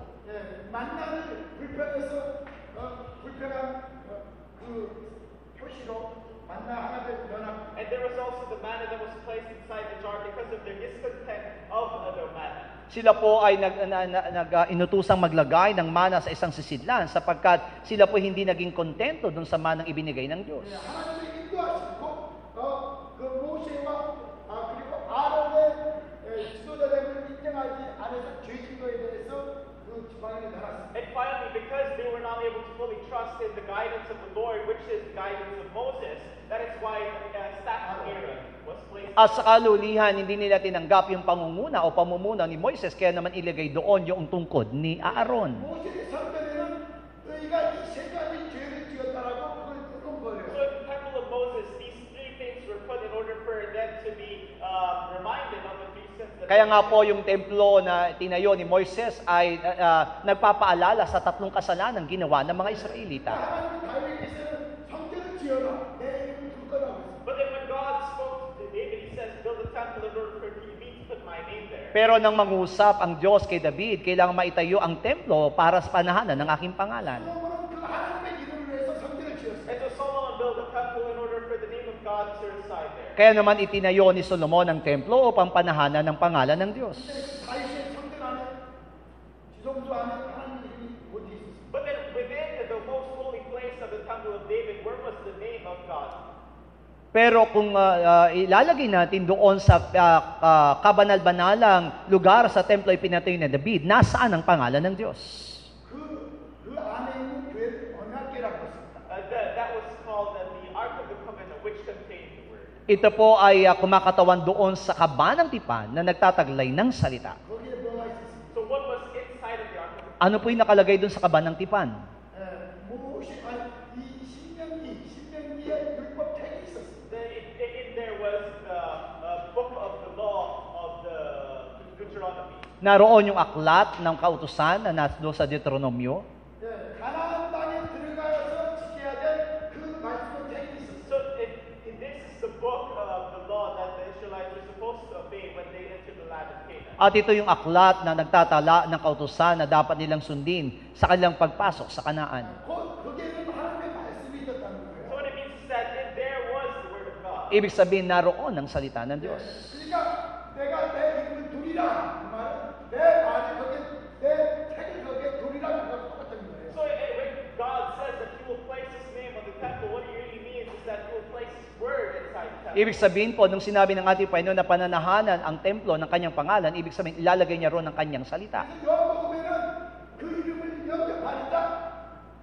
곧 그 말씀을 영접한다. 이거 똑같습니다. This is why in the book of John, those who accept the word, those who accept the name, these are the same. Yan ang dahilan kung bakit ay yung binabanggit sa aklat ng Juan, nang tumanggap sa salita ay katulad din ng tumanggap ng pangalan. 그래서 요한복음 1장에 말씀 대초의 말씀이 계시라 시작합니다. This is why John chapter 1 verse 1 starts with the word that was there in the beginning. Yan ang dahilan kung bakit ang Juan, kabanatang 1 ay nagumpisa doon sa salitang naroon na sa pasimula pa lang. 열왕기처럼 이렇게 유월절을 하나님 말씀 받고 유월절을 지킨 사람은 장막절이 들어갑니다. So just like the 11 disciples who after obeying the words of God, that they will enter into the Feast of Tabernacles.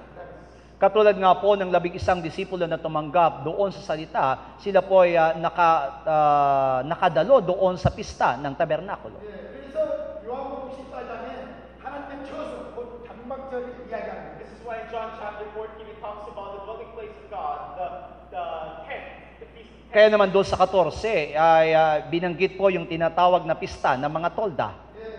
요한복음 14장 10절에 내가 너희의 처소를 예비한다. 곧 장막절을 말합니다. So in John chapter 14 verse 3, when it says, I will prepare a place for you, this talks about the feast of tents.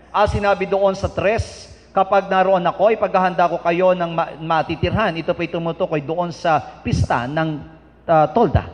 거기에 오히려 성령이 계신다는 거예요. So what he is promising is that that is where the Holy Spirit will dwell. Ipinapangako niya sa atin na kung saan ibibigay sa atin yung pinanahanan ng Espiritu Santo. 그래서 이 가룟유다가 나가 다음부터 예수님이 새 계명을 말해요. This is why after Judas Iscariot leaves them, that is when Jesus gives them a new word, a new covenant. Kaya naman matapos na umalis si Judas Iscariote, doon pa lamang na ibigay ng ating Panginoong Hesus ang kanyang bagong utos sa mga alagad. 그러니까 요한복음 1장부터 10장까지 가장 중요한 것은 이름이고 말씀이에요. So what is the most important thing, the theme from John chapter 1 to John chapter 12 is about the word and the name. Kaya nga po ang pinakamahalagang tema na binabanggit po ng Juan Kabanatang 1 hanggang 12 ay ang tungkol sa pangalan ng Diyos. 그래서 10장 50절에 아버지의 말씀 영생을 Which is why chapter 12 verse 50 of John, it says that the words of the Father are life. Yan ang dahilan kung bakit doon sa 1:12, 50 ay sinabi niya na ang utos ng aking Ama ay nagbibigay ng buhay na walang hanggan. 그 말씀으로 창세할 때 떴더니 예수님의 제자와 마귀를 나눠 And so through that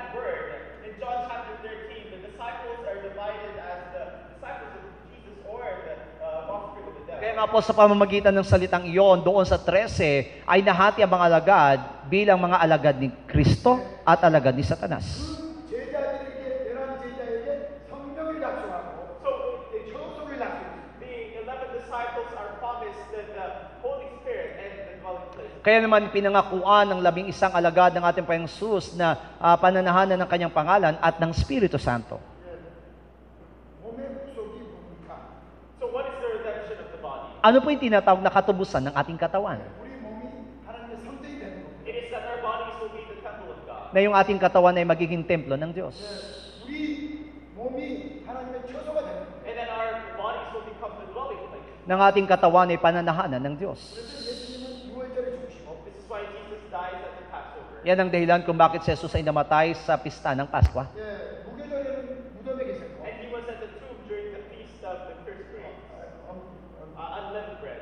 At si Yesu Kristo ay nandoon sa tinatawag na libingan ng panahon ng pista ng tinapay na walang lebadura. 그리고 처음 초신절에 그는 부활하셨고 And he resurrected at the feast of the first fruits. At siya naman po ay muling nabuhay sa pista ng unang bunga. 그는 오순절에 성령을 보내셨고 And during the Pentecost, he sent the Holy Spirit. At doon naman sa panahon ng Pentecostes ipinadalang Espiritu Santo. 7개 저희 중에서 남아있는 게 나팔절, 배속제주일, 장막절 3개입니다. And the final three feasts that remain is the feast of the trumpets, the feast of the 배속제주일. atonement, the feast of great atonement, and the feast of tents. At alam natin ang 30 pista pa na natitira ay ang pista ng trumpeta, ang pista ng pagtatalaga at ang pista ng tolda. 마지막 절기가 뭐라고요? So what is the last feast? Ano po yung huling pista? 임마누엘, 영원히 하나님 우리와 함께 계십니다. It is when the Emmanuel, the God will be with us forever. Na kapag ang iyong Emmanuel, yung Diyos ay nasa atin na magpahanggang. 계시록 21장에 그것을 이루시고 예수님이 다 이루었다. So in Revelation chapter 21, after fulfilling these things, Jesus says, it is done. At doon sa pahayag 21, matapos niyang gawin ang lahat ng bagay, sinabi niya, naganap na. 그리고 요한복음 이제 19장 가면은 이제 중요한 이야기가 있어요. And if we turn to John chapter 19, there is an important message there. At doon sa Juan 19 ay may mahalagang mensahe. 예수님이 먼저 옷을 나눠 주십니다. First, the clothing of Jesus is divided. Una, yung mga damit ni Jesus ay pinaghatian. 그래 23절에 예수님이 겉옷과 속옷을 나눠줘요. And in verse 23, so if you see verse 23, the other garment and then the cloak of Jesus is divided. Kaya nga po doon sa 23 ay Given to others. makikita natin yung sa 23 na yung kanyang kasuotan ay pinaghati-hatian at ibinigay doon sa isa. 그리고 31절부터 이제 유대인들이 6월절 명절이니까 그 시절에 십자가에 들지 말라고. And in verse 31, the Jews did not want the bodies there because it was the Sabbath. At pagdutan man sa 31, dahil ito'y paghahanda na doon sa pamamahinga, kaya naman hindi dapat manatili yung ang katawan. 그러니까 지금 6월절을 자기들이 지키려고 하는 거예요. So here, they are trying to keep the Sabbath, Mula rito ay makita natin the Passover. kung paanong ginagalang nila yung Paskwa. 6월절에 예수님을 그들은 죽였습니다. And so during the Passover, they killed Jesus. Alam natin na sa panahon ng Paskwa ay doon nila pinatay si Jesus. 그래놓고 그 시체를 내려달라는 거예요. 6월절을 지키게. And so in order to keep Passover, that they requested that the bodies will be put down again. At para matupad yung kanilang pagdiriwang ng Paskwa ay kailangan maibaba yung katawan. 하나님이 그 6월절을 받으십니까? But do you think God accepted that Passover? Pero sa tingin niyo po ba tinanggap ng Diyos yung kanilang Paskwa? 절대 받지 않습니다. God will never accept it. Hindi po tatanggapin ito ng 그들은 Diyos. 예수님을 몰라보고 마귀에게 속해서 예수님을 죽였습니다. Because they failed to recognize Jesus instead of by being deceived by the devil, they killed him. Sapagkat hindi nila nakuhang tanggapin si Jesus, ngunit sa pamamagitan ng pandaray ng Diablo, pinatay nila si Jesus. 그들이 우리는 하나님 믿으니까 6월절 지켜야 되니까 그 시체를 치워달라고 합니다. So, but then instead for them, they say because we are believers of God, so you should, because of the Passover, you should put down these bodies. At imbis nga po na sinasabi niya nga po na sila'y mananampalataya, kailangan maibaba yung bangkay mula doon sa krus. 두 예수님 옆에 있는 두 사람은 다리를 끝나고 죽여버립니다. Which is why the two criminals on the left and right of Jesus are killed by breaking their bones. Iyan ang dahilan kung bakit yung mga salari na kasamang naipako ng ating Panginoong Jesus ay kailangan putulin ng mga binti upang mamatay. 근데 예수님은 단지 펴졌습니다. But for the feet of Jesus, the bones of Jesus, were they broken off? Samantalang sa mga binti ng ating Panginoong Jesus, nabali ba? It wasn't. Hindi po. 예, 그것이 엑소스 챕터 12 verse 46, Numbers chapter 9 verse 12에 약속이 있습니다.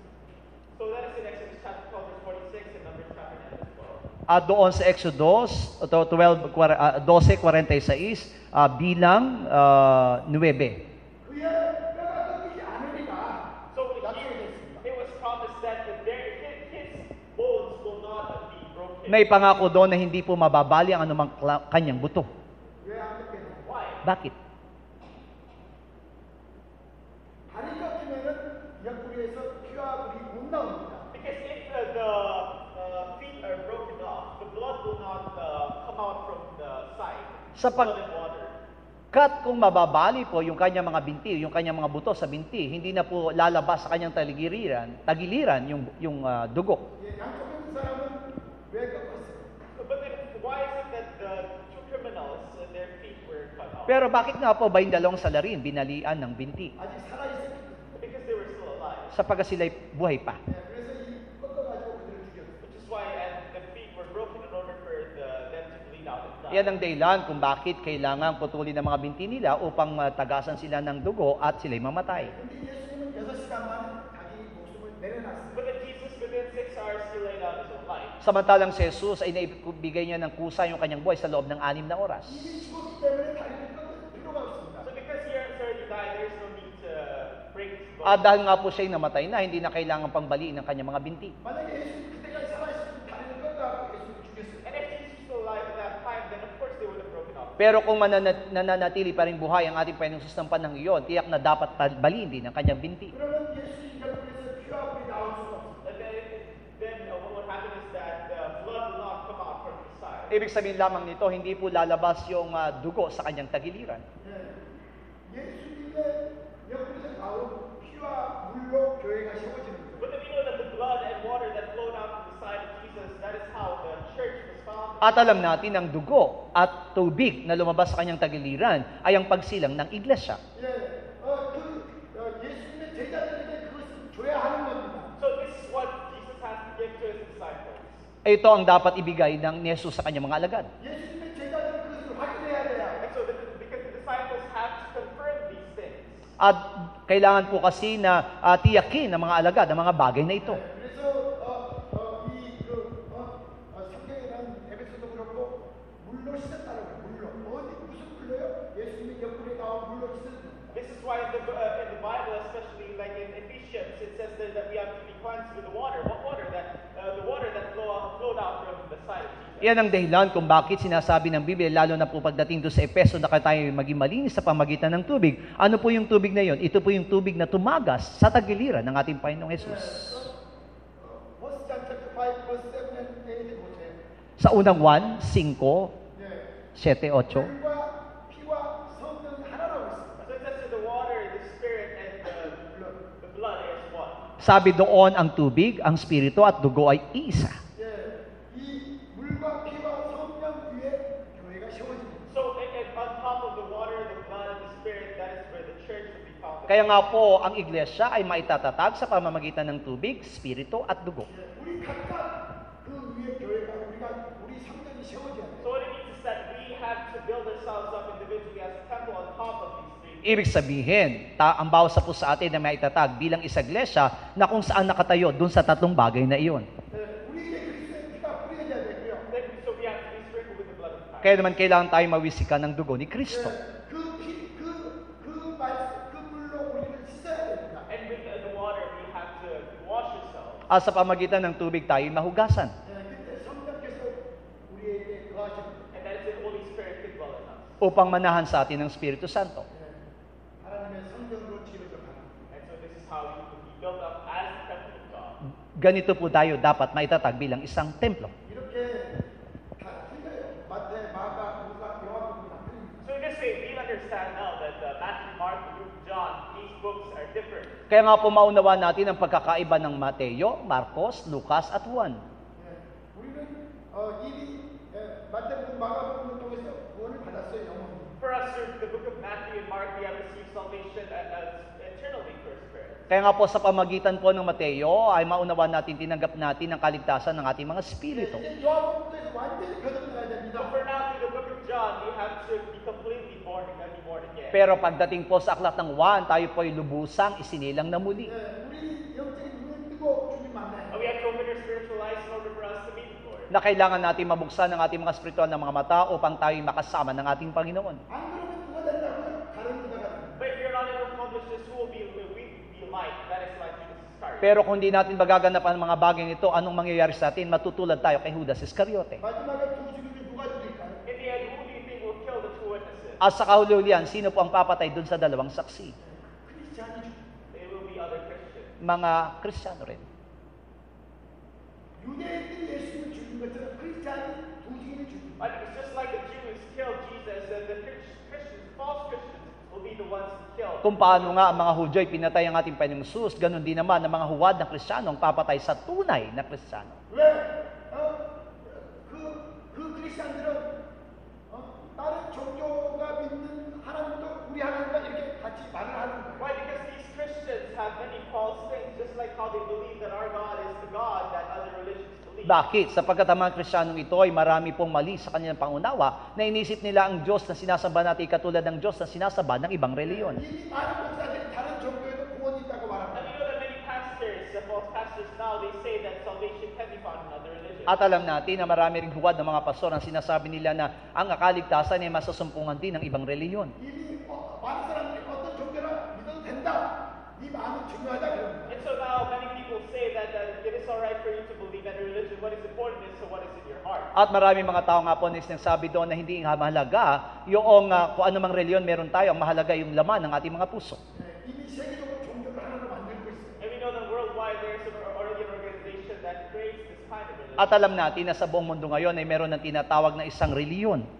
그 크리스찬들이 사는 크리스찬을 죽입니다. And so these Christians will be responsible for the death of the true Christians. At masasabi natin na magiging dahilan ng kamatayan ng tunay na Kristiyano ay mga Kristiyano rin. 가론 유다가 될 겁니까? And at that time, will you be like Judas Iscariot? At ang panahon yon, marami pong matutulad kay Judas Iscariote. 아니면 스테반처럼 순교한 두 죽이 되겠지. Or like Stephen, will you be like the true witnesses that were martyred? At katulad ni Esteban, matutulad ba tayo doon sa dalawang saksi na yon na magiging martir tayo? 지금 결정하는 것 지금. It is possible for us to decide this right now. At mangyayari ang bagay nito na pagdidesisyonan ngayon. 이 성경된 몸 안에 말씀을 채우냐 안 채우냐로 결정되는 거예요. So it will be decided when our body, which has been made the temple, will be filled with the Word of God. Ibig sabihin ngayon tayo magdesisyon kung itong ating katawan ay magiging templo na puno mismo ng salita. 열두 제자가 전부 다 예수님 말씀을 다 들었어요. We know that all the 12 disciples, they have heard the word of Jesus. At alam natin ang 12 alagad ng ating Panginoong Hesus ay narinig ang salita ni Jesus. 예수님이 열두 제자의 발을 다 씻겨줬습니다. And Jesus washed all the 12 disciples' feet. At lahat ng 12 ito ay hinugasan ng paa ng ating Panginoong Hesus. 예수님이 열두 제자한테 전답장을 다 줬어요. And Jesus all gave the 12 disciples the bread. At si Jesus din ang nagpakain sa 12 alagad ng tinapay. 근데 갈려나는 그 떡을 갖고 사탄이 들어갔고요. But then for Judas Iscariot, after receiving the bread, Satan entered in. Pero matapos tanggapin ni Judas Iscariote ang tinapay, pumasok sa kanya si Satanas. 갈려나는 예수님이 씻겨준 발로 예수님을 잡고 예수님을 밟았어요. And through the feet that Jesus washed, Judas Iscariot used those feet to kick or abandon Jesus. Kaya nga po sa mga paa na hinugasan ng ating Panginoong Hesus, ang paa ni Judas ang ginamit upang sipain at itakwil si Jesus. 누가 될 겁니까? Who will you be? Kaya nga po, sino ang magiging tayo? 열한 제자가 될 겁니까? 가는 자가 될 겁니까? Will you be like the 11 disciples or like Judas Iscariot? Tayo po ba'y matutulad sa 11 o kay Judas Iscariote? 뭐 때문에 결정이 된다고요? But then, what will be the deciding factor? Pero ano po yung dapat na magiging dahilan ng ating maging desisyon? 말씀으로 결정이 It 된다. will be decided according to the word. Magdidesisyon tayo ayon sa salita. 할렐루야. Amen. 정말 우리는 그래서 이 말씀을 가져야 돼요. This is why we really have to see the importance of accepting these words. Iyan ang dahilan kung bakit kailangan nating maunawang mabuti ang kahalagaan ng pagsalita ng mga salita. 마지막 때 분위기로 죽을 사람 될 것인가? 그 사람은 죽이는 사람 될 것인가? 지금 결정이 돼. So right now, let us decide whether we will be like the two witnesses who will be martyred or will we be those who will kill the two Kaya naman kailangan na magdesisyon na tayo ngayon. Tayo po ba yung mga mapapatay na mga dalawang saksi o tayo po yung papatay sa dalawang saksi? 우리는 참 크리스천을 죽이는 마귀가 돼서는 안 돼요. So we should not be the false Christians who 마귀가 돼서는 안 돼요. 죽이는 크리스천 죽이는 we 마귀. should not be the false Christians who will kill other Christians like Satan. Hindi po tayo dapat na maging huwad na Kristiyano siyang papatay sa mga kapwa nating Kristiyano katulad ni Satanas. 한 크리스천에서 도저히 이거 숭배하고 죽이면 안 돼요. But as true Christians, we have to be martyred like to witnesses and join them. Pero bilang isang tunay na Kristiyano, tayo po ay matulad dun sa dalawang saksi na magiging martir at makakasama dun sa karyan ng Diyos. 그래서 말씀이 육신이 돼야 돼요. This is why the word has to become flesh. Yan ang dahilan kung bakit ang salita ay dapat magkatawang tao. 말씀이 우리 삶이 돼야 돼요. And the word has to become our life. Nang salita po ay dapat na maging buhay natin. 말씀이 우리 안에 거해야 돼요. And the word has to remain in us. Nang salita ay dapat manatili sa atin. 할렐루야. 아멘. 이것으로 탐제자와 가는 So this is how we will be able to see who are the true Christians and Judas Iscariot. Dito po natin makikita kung sino po ang magiging tunay na Kristiyano o magiging Judas Iscariote. So let us all pray. Tayo pong lahat ay tumayo. Sa oras na ito, tayo po'y mananalangin. 하나님 아버지 정말 내 안에 말씀이 가게 하시옵소서. So let us pray. Heavenly Father, please let the word remain in us. Ipanalangin natin naman naming Diyos, tulungan mo kami na manatili ang iyong salita. 그 말씀이 내게 생명이 되고 그 말씀이 빛이 되게 하시옵소서. Let this word become life and light to me. Na mga salitang ito ay tunay na maging buhay at liwanag sa amin. 그 말씀으로 내 온몸이 깨끗하게 해주시옵소서. And through this word, O Lord, may my whole body be cleansed. At sa pamamagitan nito ay ang aking buong katawan ay maging malinis. 말씀으로 내 발도 깨끗하게 And may my feet be cleansed through this word. Nang aking mga paa ay maging malinis sa pamamagitan ng mga salitang ito. 하나님과 주의 것이 되게 하시옵소서. So whether I live or die, may I become the Lord. Na mabubuhay man ako o mamamatay, ako'y para sa Panginoon. 우리를 두 증인으로 사용해 주옵소서. Lord, let us live as the true witnesses. Na ako'y mabuhay bilang mga saksi. 오케이, Jesus. Jesus! Jesus! Jesus! Ama namin Diyos, yan po ang aming patuloy na dinadalangin sa iyo na tulungan mo kami na laging mamuhay para sa iyong mga salita at ang mga salita mo ay maging buhay at liwanag sa buhay ng bawat po sa amin. Matupad at magawa namin ang lahat ng bagay na niloloob mo, lahat ng mga bagay na itinuturo mo ay maging buhay po namin at patuloy na turuan mo kami na maging saksi, maging maliwanag, malinis ang aming mga paa nasa pamagitan ng iyong mga salita ng aming mga katawan ay maging tunay na templo na punong-puno ng mga salita mo na siyang susunod sa iyong dakilang kalooban. Yan ang patuloy namin hinahangad. Ama, hayaan mo na kami patuloy na maging saksi hanggang sa ikaw ay dumating. Naway kami maging saksi upang taparin ang lahat ng bagay na siyang niloloob mo po para sa aming mga buhay. Hayaan mo, Ama, na maging masunurin kami sa iyong mga salita. Matupad namin ang lahat ng bagay na niloloob mo.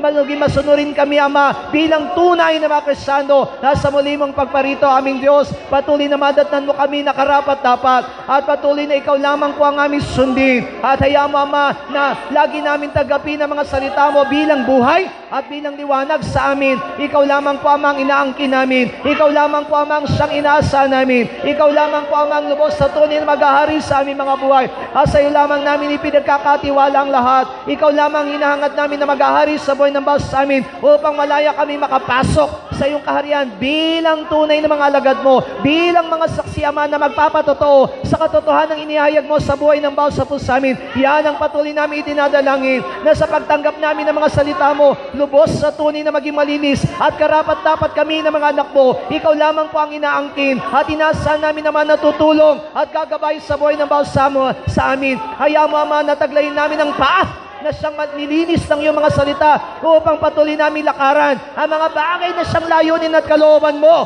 para sa aming mga buhay. Hindi kami mahiwalay. Hindi kami, Father God, maging isang huwad na mananampalataya, kundi isang tunay na mananampalatayang susunod at gagawin ang lahat ng bagay na siyang niloloob mo po para sa aming mga buhay. Yan ang patuloy naming dalangin. Puspusin mo kaming lagi, Ama, na ang Espiritu, ang dugo at ang tubig, Father God, ang siyang patuloy na maging sandigan ng aming pananampalataya sa bawat araw, na maging masunurin kami, Ama, bilang mga anak mo at gagawin namin ang lahat ng bagay na inihayag mo. Taglayin namin ng isang pusong sumusunod. Taglayin namin ng isang puso, Ama, na naglalayong gagawin ang lahat ng bagay na siyang katwiran at kalooban mo para sa aming mga buhay. Ipaunawa mo ang lahat ng ito. Bigyan mo kami isang maliwanag, isang malinaw, Ama, na spiritual na mga mata upang maunawaan namin ang iyong mga salita. Bigyan mo kami ng paninig na siyang naririnig ang iyong tinig. na hindi namin babaliin anumang salita, hindi namin sisirain ang anumang salita, bagkus ito ay lubos sa tunay namin pananaligan at patuloy namin tatanggapin sa aming mga buhay. Sa iyo lamang namin ipinagkakatiwalang lahat. Salamat po, tunay na napakabuti mo sa amin. Ingatan mo po ang mga salitang aming narinig. Nawa sa aming pagtanggap nito, hindi kami humiwalay, bagkus ay lagi po namin itong taglayin sa aming puso at isipan. Hayaan mo, Ama, na mapaglabanan namin lagi ang masamang kaisipan. Mapaglabanan namin ang aming lumang pagkatao at ang magwagi sa aming mga buhay ang katotohanan, ang salitang inihayag mo sa buhay ng bawat isa. Tulungan mo po kami ng lahat ng aming gagawin ay maging matagumpay. Maging matagumpay laban sa kasalanan, maging matagumpay laban sa dyablo, at maging matagumpay laban sa aming lumang pagkatao. Ito po ang aming dalangin sa pangalan po ng aming Panginoong Hesus. Amen. All together, Lord's Prayer. Ama naming nasa langit, sambahin nawa